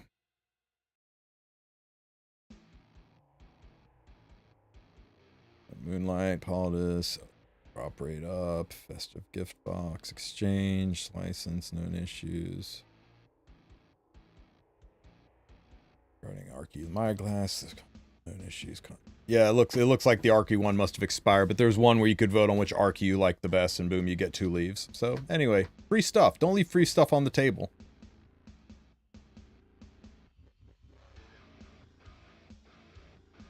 You like this one?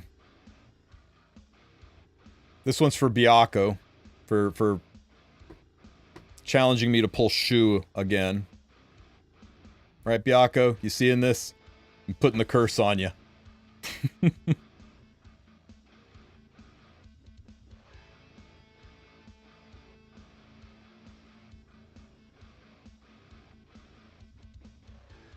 Is that 20 RGB pack worth it? Be very aware that this 20 thing is actually only 5. Right?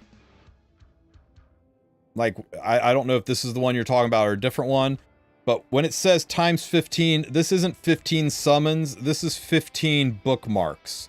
And it takes 5 bookmarks to do a summon. So this is 3 summons.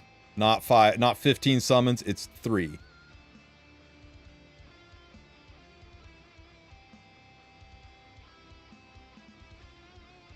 Uh, 20 4 to 5 star heroes and 1 5-star ticket for $50, and you get an ascension.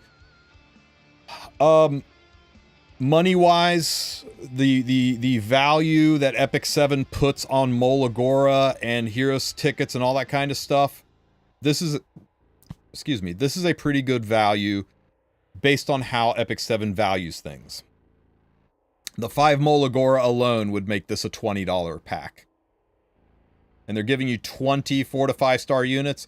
There is a 4 to 5 star units have what, a 30% chance to be 5-star and a 70% chance to be a 4-star. So at a 30% chance, that means this has got at least 3 5-stars in it. 3.35 stars, unless you're giga unlucky. So this is giving you, on average, 4 to 5 5-star units. If you're very, very new to the game, that's nice. And it's letting you max out one of them right away and put some mola in it and maybe even imprint it.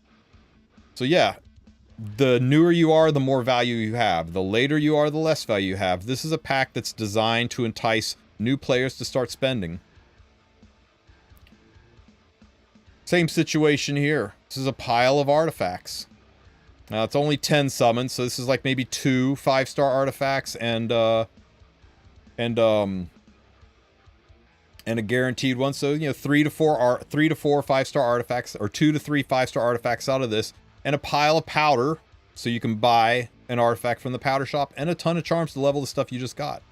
These are really, really nice. If you want to pay to jumpstart your account, so, you know, what, 80 bucks will get you a couple of months worth of playing and pulling dropped into your lap. It'll be an instantly noticeable impact to your account. Now, you are paying for RNG, and I caution everybody, when you're buying something, I always like to buy packs that give me something that I know I'm expecting, right? You buy a Mystic pack, you know you're getting exactly the number of Mystics and Skystones. There's no RNG to it. I drop my $100, I get my Mystics, I get my Skystones. What I do with them's up to me, right? I drop a pet pack, I drop $5, I get the pack. I get what I paid for. With this... Shit. With this, you get some of what you paid for. You definitely get these items here, but these are nickel and dime single-use items. This, you could get 20 Leos. You could get 20 Sids. You could get only 1 5-star, and with this one, and it's your 14th shoe.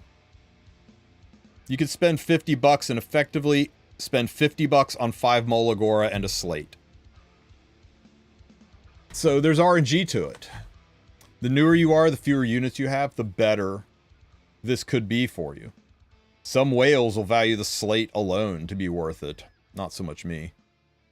But yeah, I think based on the packs they've given out, these are some of the best packs they've ever given out, value per money. But you're still paying for RNG. And if you like the Gamba and the $50 is worth the Gamba for you and you'll get excited for it, go for it. But you could easily buy this and just get nothing. Odds say I should have gotten an ML5 by now, and I haven't gotten a single one yet. So when I say odds are that you'll get 3 5-stars from this, or you're unlucky and you don't get jack from this and you only get 1 5-star and it's not the one you wanted. It's, you know, it's friggin' Sigrid. It's Yuna. It's one of the free ones. Oh, and you know what? This is a Slate of Fate. That's a damn good point. Man, that's kind of deceptive.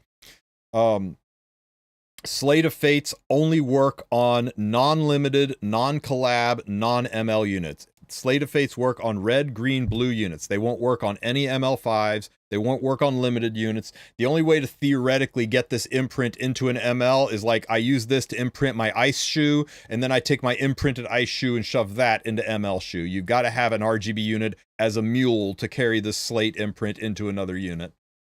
So it's not even an unknown slate. It's not usable everywhere. Not usable on MLs. Only on RGBs.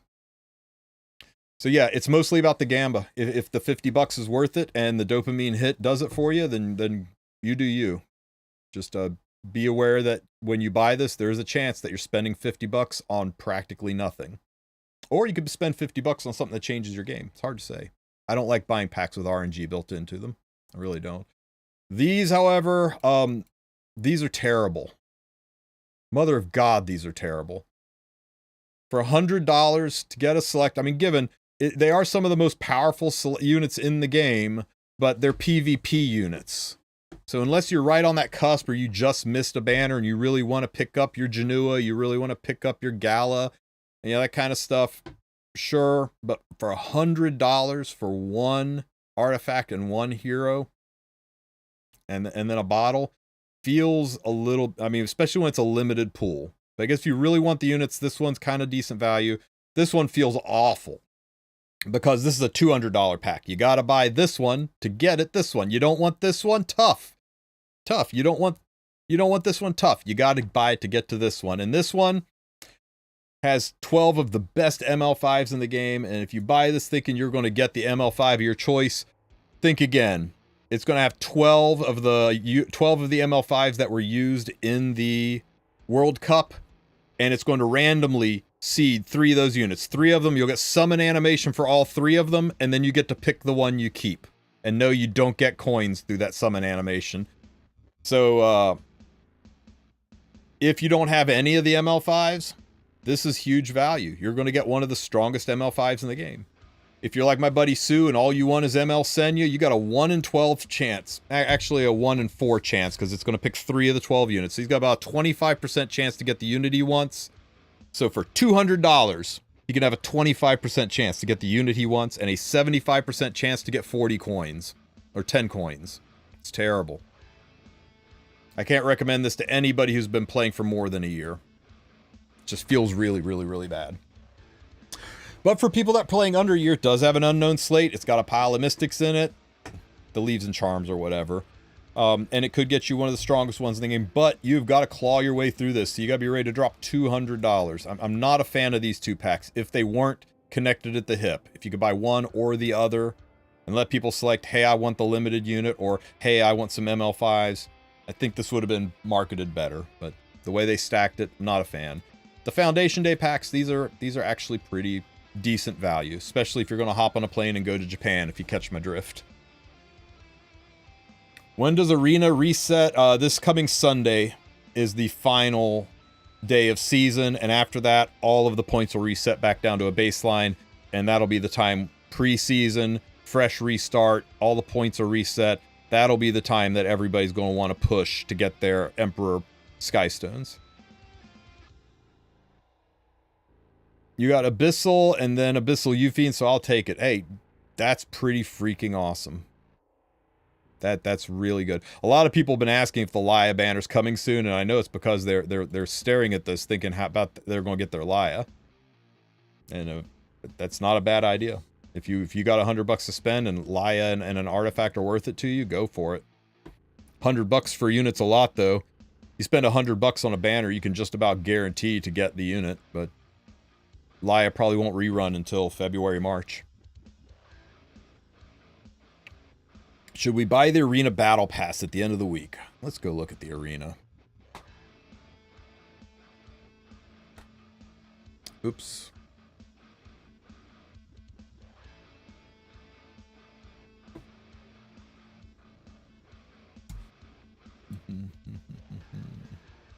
I swear to God, this time I'm not kidding. I'm going to go out and buy a light-up keyboard because seeing this shit in the dark.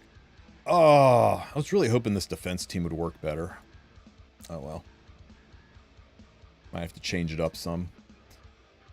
So, under the Battle Pass, there's your Arena Battle Pass. If it is not cleared out, you got to ask yourself, is it worth it? If you're on day 35, maybe it's not so much worth it. Maybe 2 charms and a frame. Especially if it's just the frame, who cares? It's a lot of Skystones to purchase, right?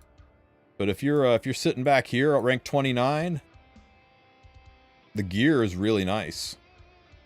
Maybe you do it to get the gear.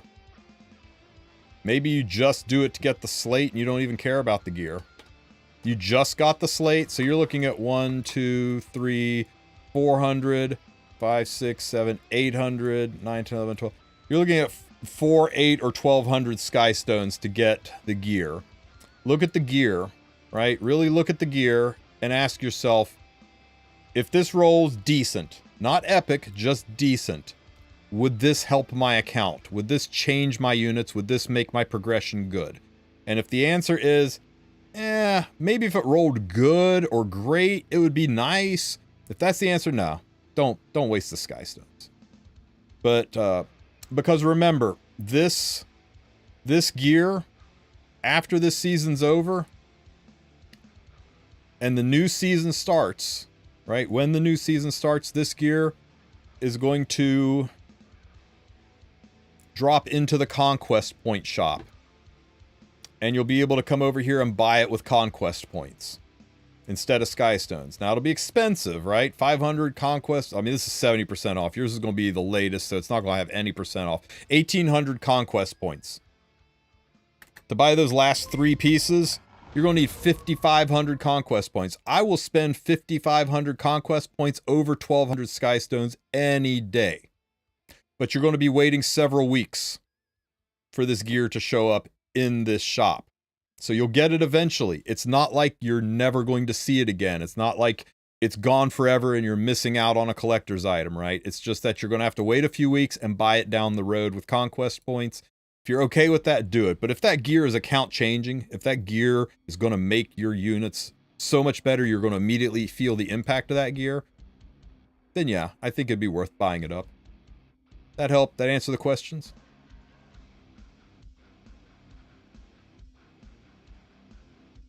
I will have to play months to even get those points. Then you got to decide, do you want to play for months to get those points, or do you want to just buy it with Skystones? Resource management, my friend. Decide which one you would rather be out of, because 2,000 Skystones, that's about a month of gameplay to get those Skystones organically. Well, depending where you are, I'm assuming if you need months to get 5,000 Skystones, you're probably not sitting in Emperor. You're probably sitting down around Challenger. So, what are we talking here?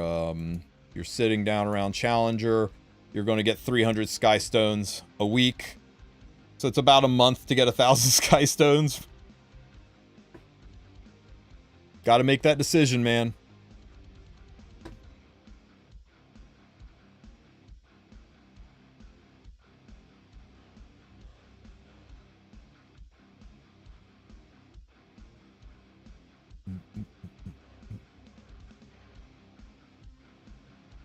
I'm champ 1 already. Oh, nice. Barely keeping my rank. Okay, so that's like champ 1. That's... How? How?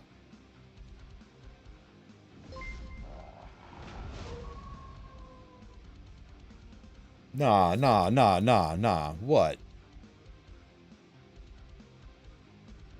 How did I lose my streak to that? You're fine.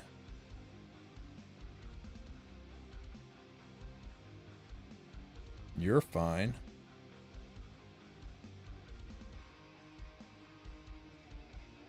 You're right.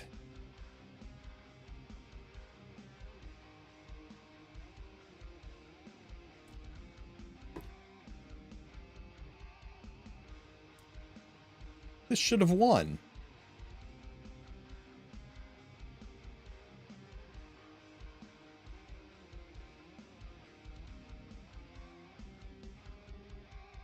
That's crazy.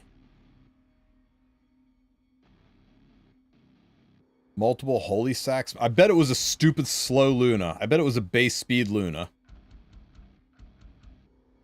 Yeah, I should have done it on manual so I could have seen what happened.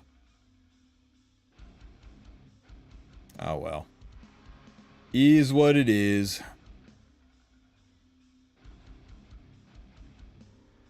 It could have been double holy sack. It was most likely a base speed Luna. Base speed Lunas do mess me up.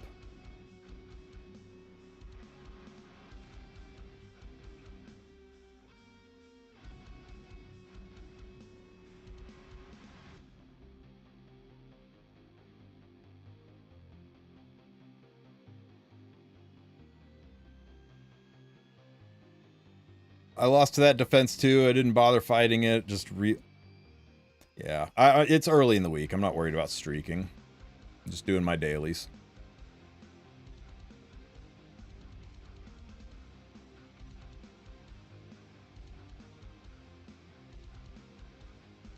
How do you build these arena auto teams? Very, very, very specific gear.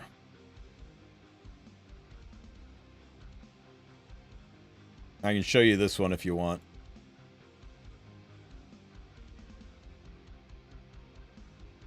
I usually do, but I wanted to test out some defenses, some offenses. I'm pretty sure that I'll be able to climb back up on Sunday. It's not that... I ended Emperor 1, so holding rank wasn't that big of a deal. I'll just have to start a little earlier on Sunday is all. DDR is the best unit I've pulled. It's kind of hard to pull a unit better than DDR. He's one of the best. Oh, this is taking a little long. That's fine.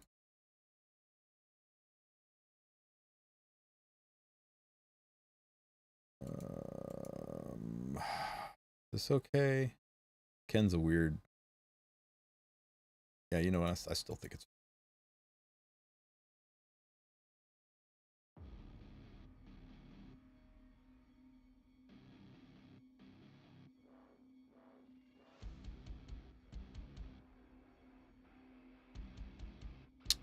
It was not okay.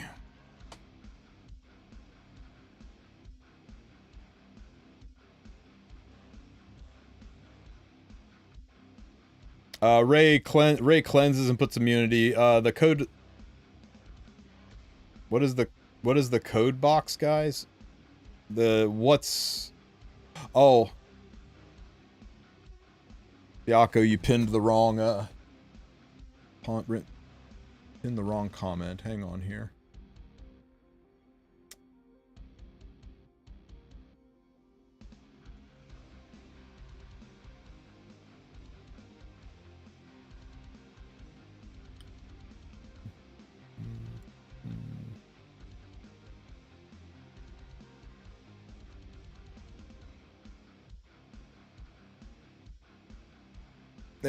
There's the code, guys.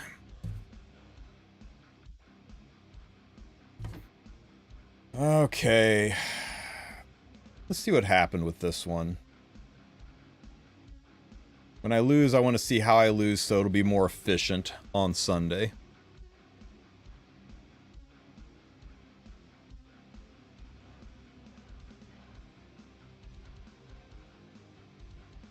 Good question, Shannon. Good question. Okay, so this is fine. She does this BS. And then Ray cleanses, puts on immunity.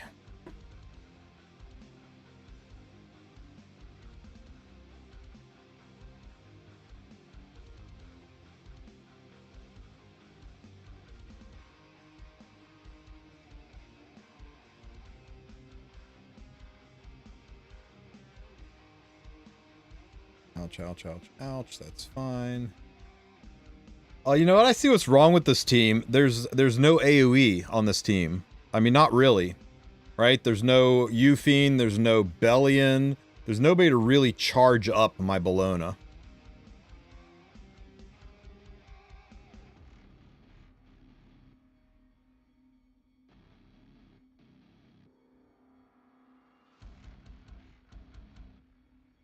I kindly would like to ask you, use coupon, please use it.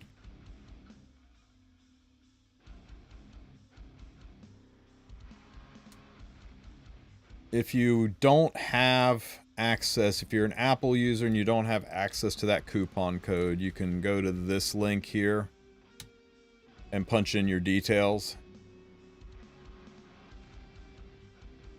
There you go. If you just click that and follow the steps, it'll drop the coupon code into the box. Yeah, I think that's the entire problem with this team, guys, is the, nice dual attack, good job. Is the, there's not enough AoE to keep my Bologna spamming damage.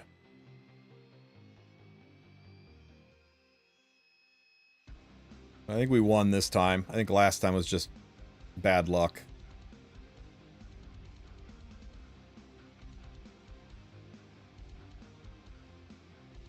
The unknown slate that is on the battle pass, that will never appear in the arena shop. If you've not gotten the unknown slate yet, holy sack too.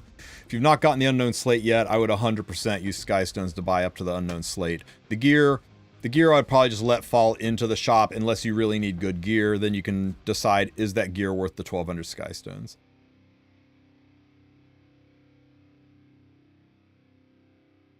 Oh man. Took her out.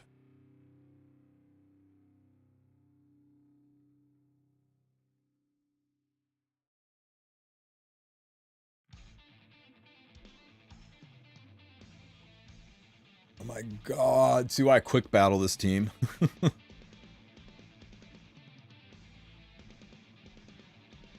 It's on the battle pass, Wolf and Roses. And how many days before the pass expires? I assume the pass will expire when Arena closes at Sunday at about 1 a.m. Eastern Time.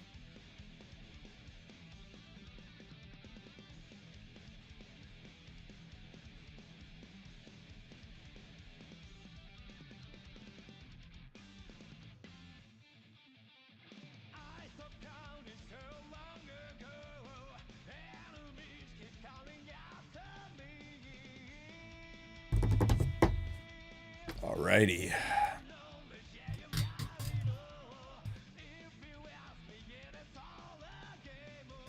Okay. Did not do any climbing at all with today's quick battles. That sucks. Okay, so Bellion and Euphine, that's plenty of AoE. This one should quick battle pretty easily.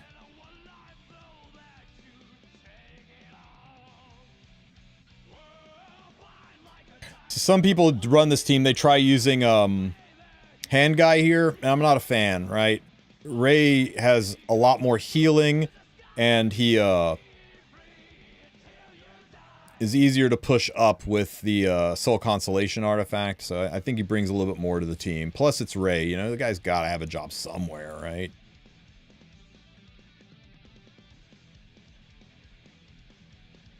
Yeah, you don't take this into cleave. It's a horrible mistake to take this into cleave. Freaking hydrate. I need to get some water. I am almost out. Thank you.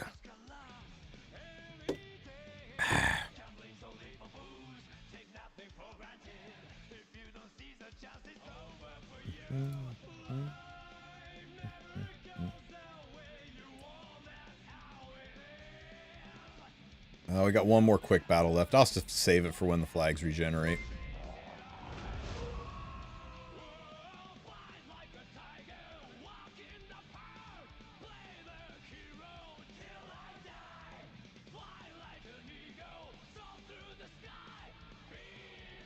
Mangoes. Fighting mangoes.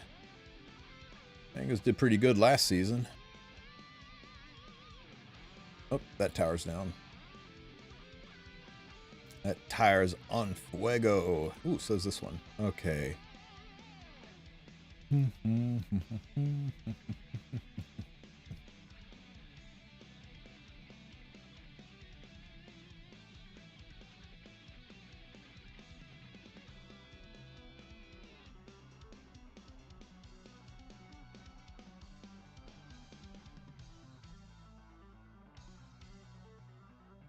That team looks fine.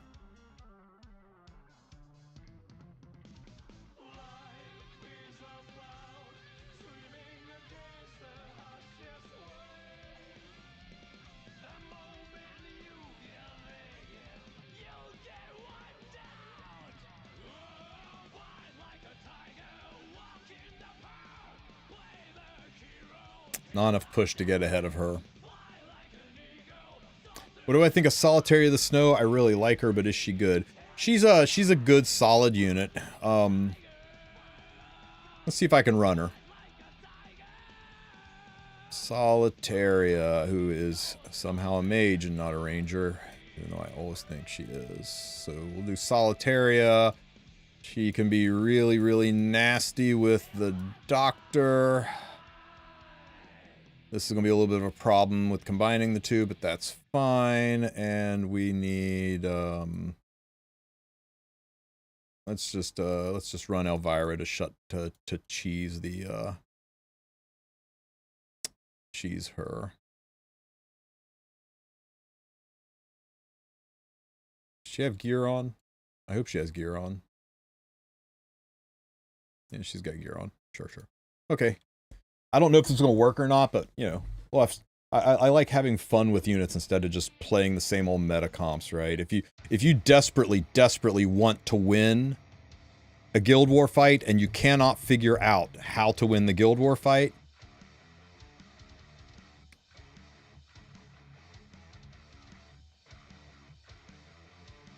take this link. There you go. Save it, bookmark it, memorize it, I don't care. And you go in here and you say, okay, we've got to fight. Today we got to fight Kyle Conqueror Lilius, ML Shu, ML Ilanov. So you come up here and you type in Conqueror Lilius.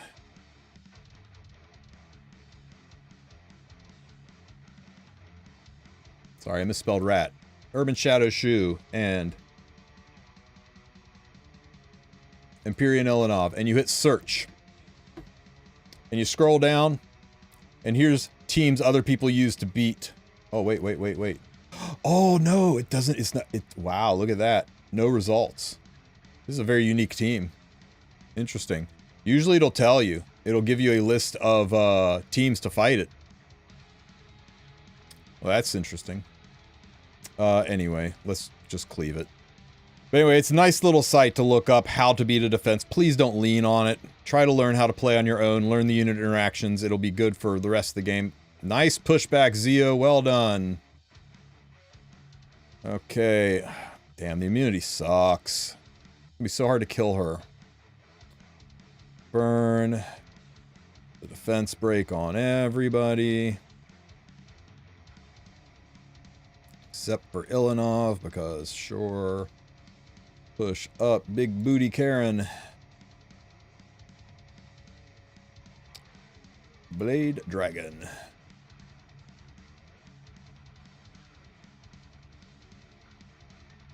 Pow, pow. Yay, not on Holy Sack. But anyway, that site's a really useful site to figure out how to build yourself a defense if you're relatively new starting out, and it's also a really nice resource to try to figure out how to beat a defense that you just can't quite figure out how to beat. We're going to save the S3. Do I have the effectiveness to sleep her? It would have to be the world's crappiest. I'm gonna save it. I'm gonna say S2 here. You can do this and push up. Great. And now we can get stunned.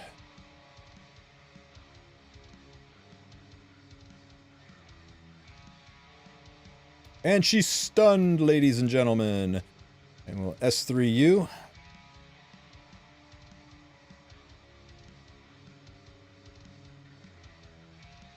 And she's defense broken, so now she hits like a wet noodle. Can I explain how the Wukong pack works? It says right up for Wukong. You buy the pack, and it creates the Wukong banner for you. And then you can use resources to summon your Wukong. It just like any other summon, it will just appear on your summon page once you activate the pack.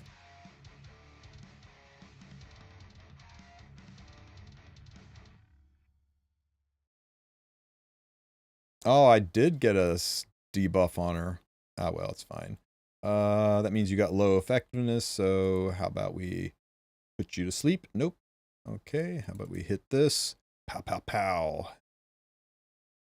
AoE. Look how good she is with Zia, or with DDR. Ouch. Kick, kick.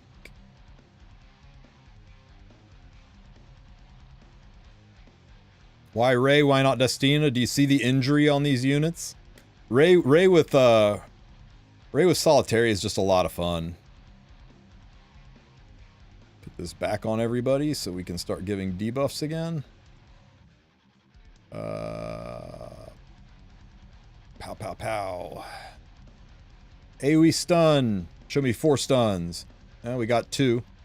I already got 1. Kick, kick.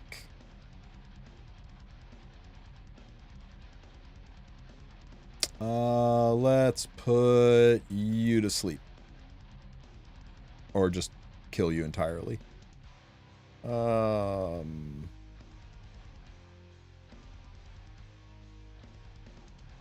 Stun this. Or kill this. Pop. Extra attacks. Stun the back row.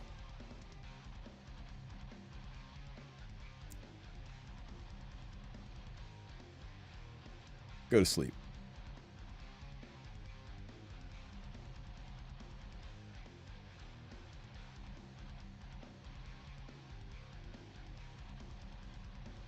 Oh no, holy sacrifice, whatever will I do? How about provoke? Is it worth it to buy the Wukong pack? In my opinion, no. But if you really, really, really want Wukong, then yes.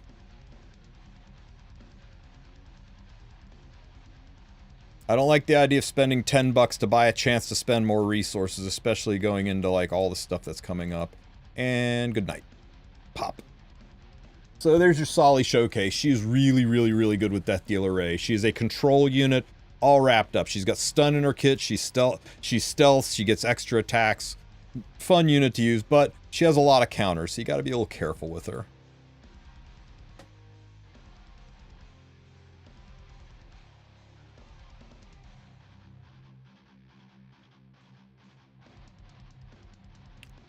Oh, look.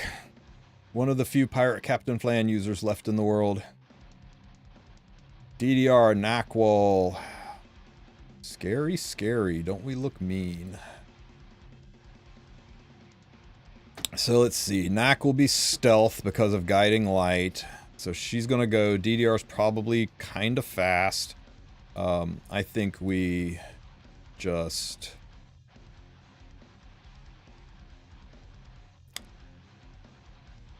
We could Luna, and we could Frida.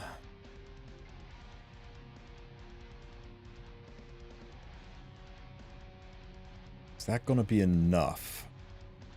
It's not going to be enough to push up my Ludwig, but you know who it is going to be enough to push up? My Ida.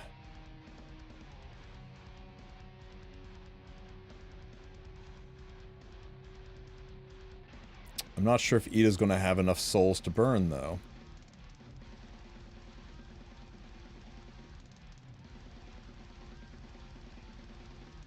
Worst case, we just stun everything, right?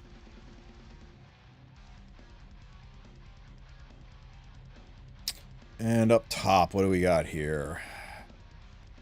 Probably fast. Could be fast on Guiding Light. If this is fast and it goes first, I could be screwed.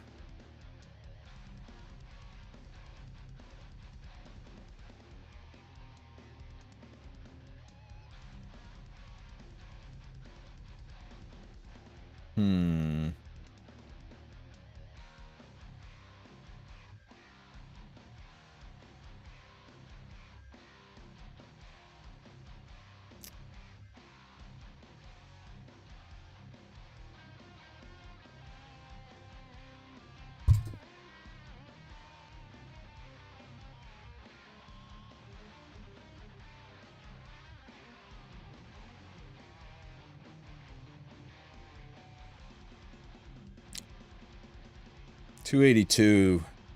I've seen Flans a lot faster than 282. If she's on Guiding Light, I can't push her back reliably. I need a bridge. I need a fast bridge to get her up to speed. I don't really have any left. They're all down below.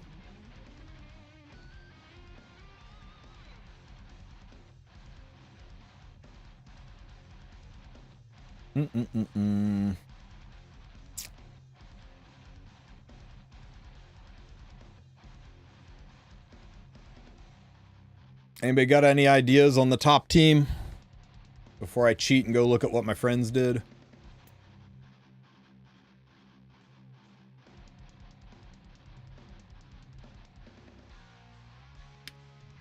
Politica. Politica's a neat idea. I can totally Politica this.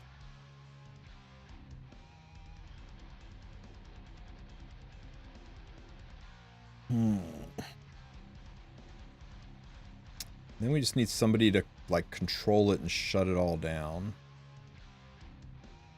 Bihu? Bihu, you think?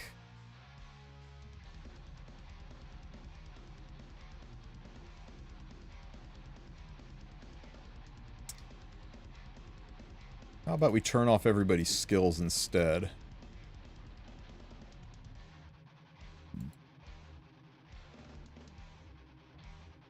Yeah?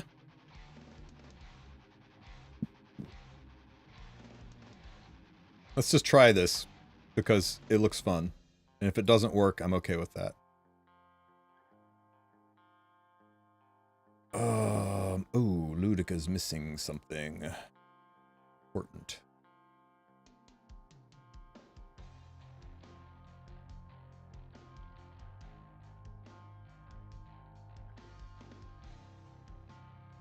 Can't take that off of Tywin.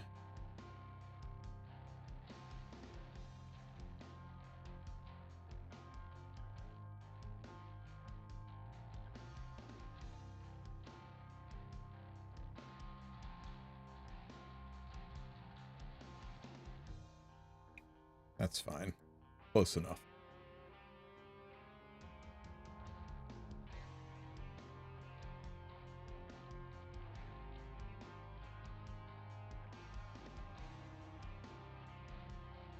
Okay, let's see what happens.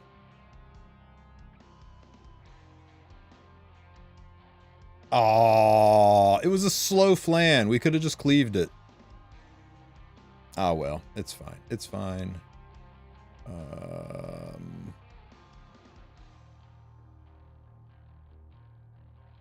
You get silenced.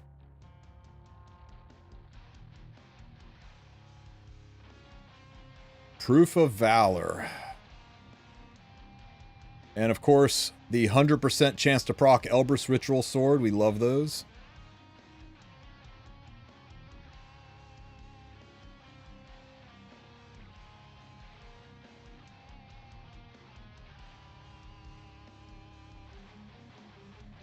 I made a statement about it. I'll post it after this is over.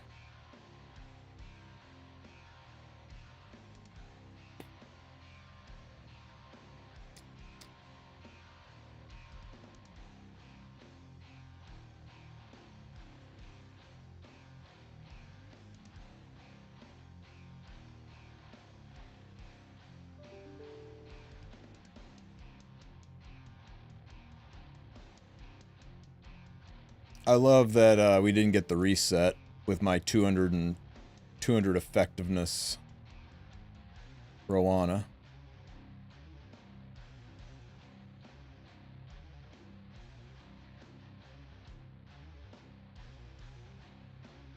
Bye, Zio.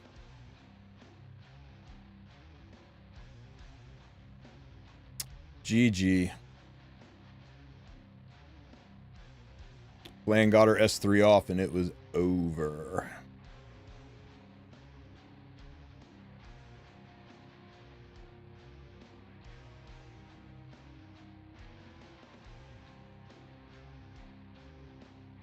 Guys, I appreciate it. I got broad shoulders. I can take it. They're entitled to their opinion.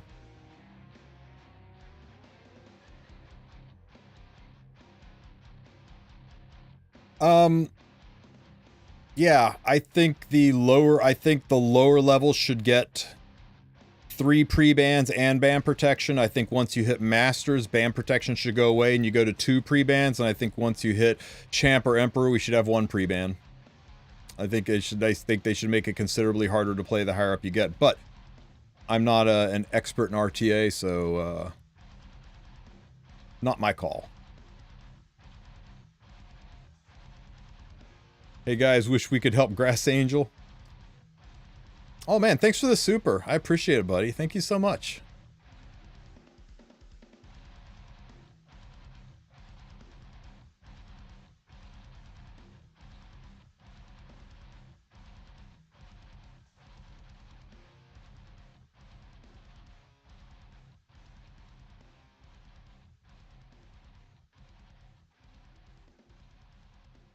Is it more efficient to form Unrecorded History 30 for Stigma to exchange Penguin's levels, or just leave the unit? Or just leveling the units on Unrecorded History 30? I think it's kind of a push. Not that much of a difference. Here, hold this pool floaty. Boop. It kills me that she, like, hits things with a pool floaty.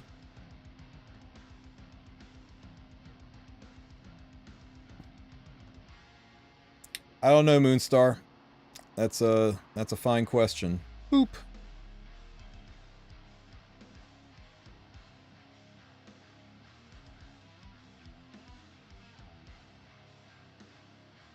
Injury Rebellion. Nope, not Injury Rebellion.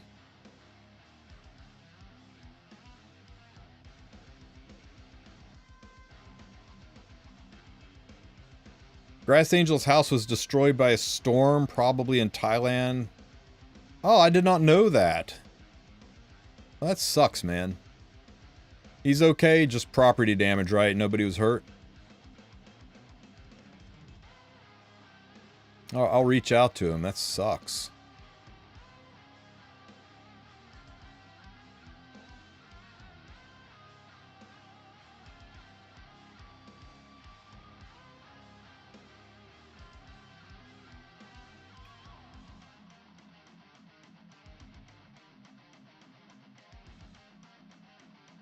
I'm glad for that, but I hate that that happened, man. It's brutal. Okay, we gotta save the last one for when the stronghold opens up. I didn't see your dad jokes, Tsuchikage. Okay, what'd you say? It would have behooved. Oh my god. Boo. Boo, I say. And I like dad jokes, man. Dad jokes are how I roll. Get it? I roll. Alrighty, guys. I got some videos to get up and some lunch to eat, so I'm going to send you all down the line. I appreciate your support. Thanks for looking out for me and having my back, guys. It's okay. Let's see. Who are we going to send you guys to today?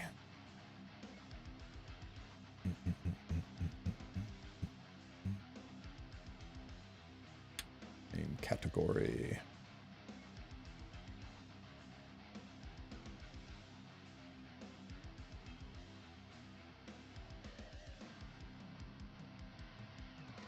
Yeah, we'll be doing a podcast tonight, I'm sure. There's a lot to talk about, and there's going to be a reveal on the HARSETTI video. We want to see that. All right, guys. I'm going to shoot you on over to Elf Mage. You want to ask a high-end RTA player what he thinks of HARSETTI? There you go. Go say hi to the Elf Man. And I will catch you guys later tonight, right after maintenance. Our podcast will go live. Don't forget to join us then. Good luck on your pulls today, and I will see you guys then. Take care, everybody.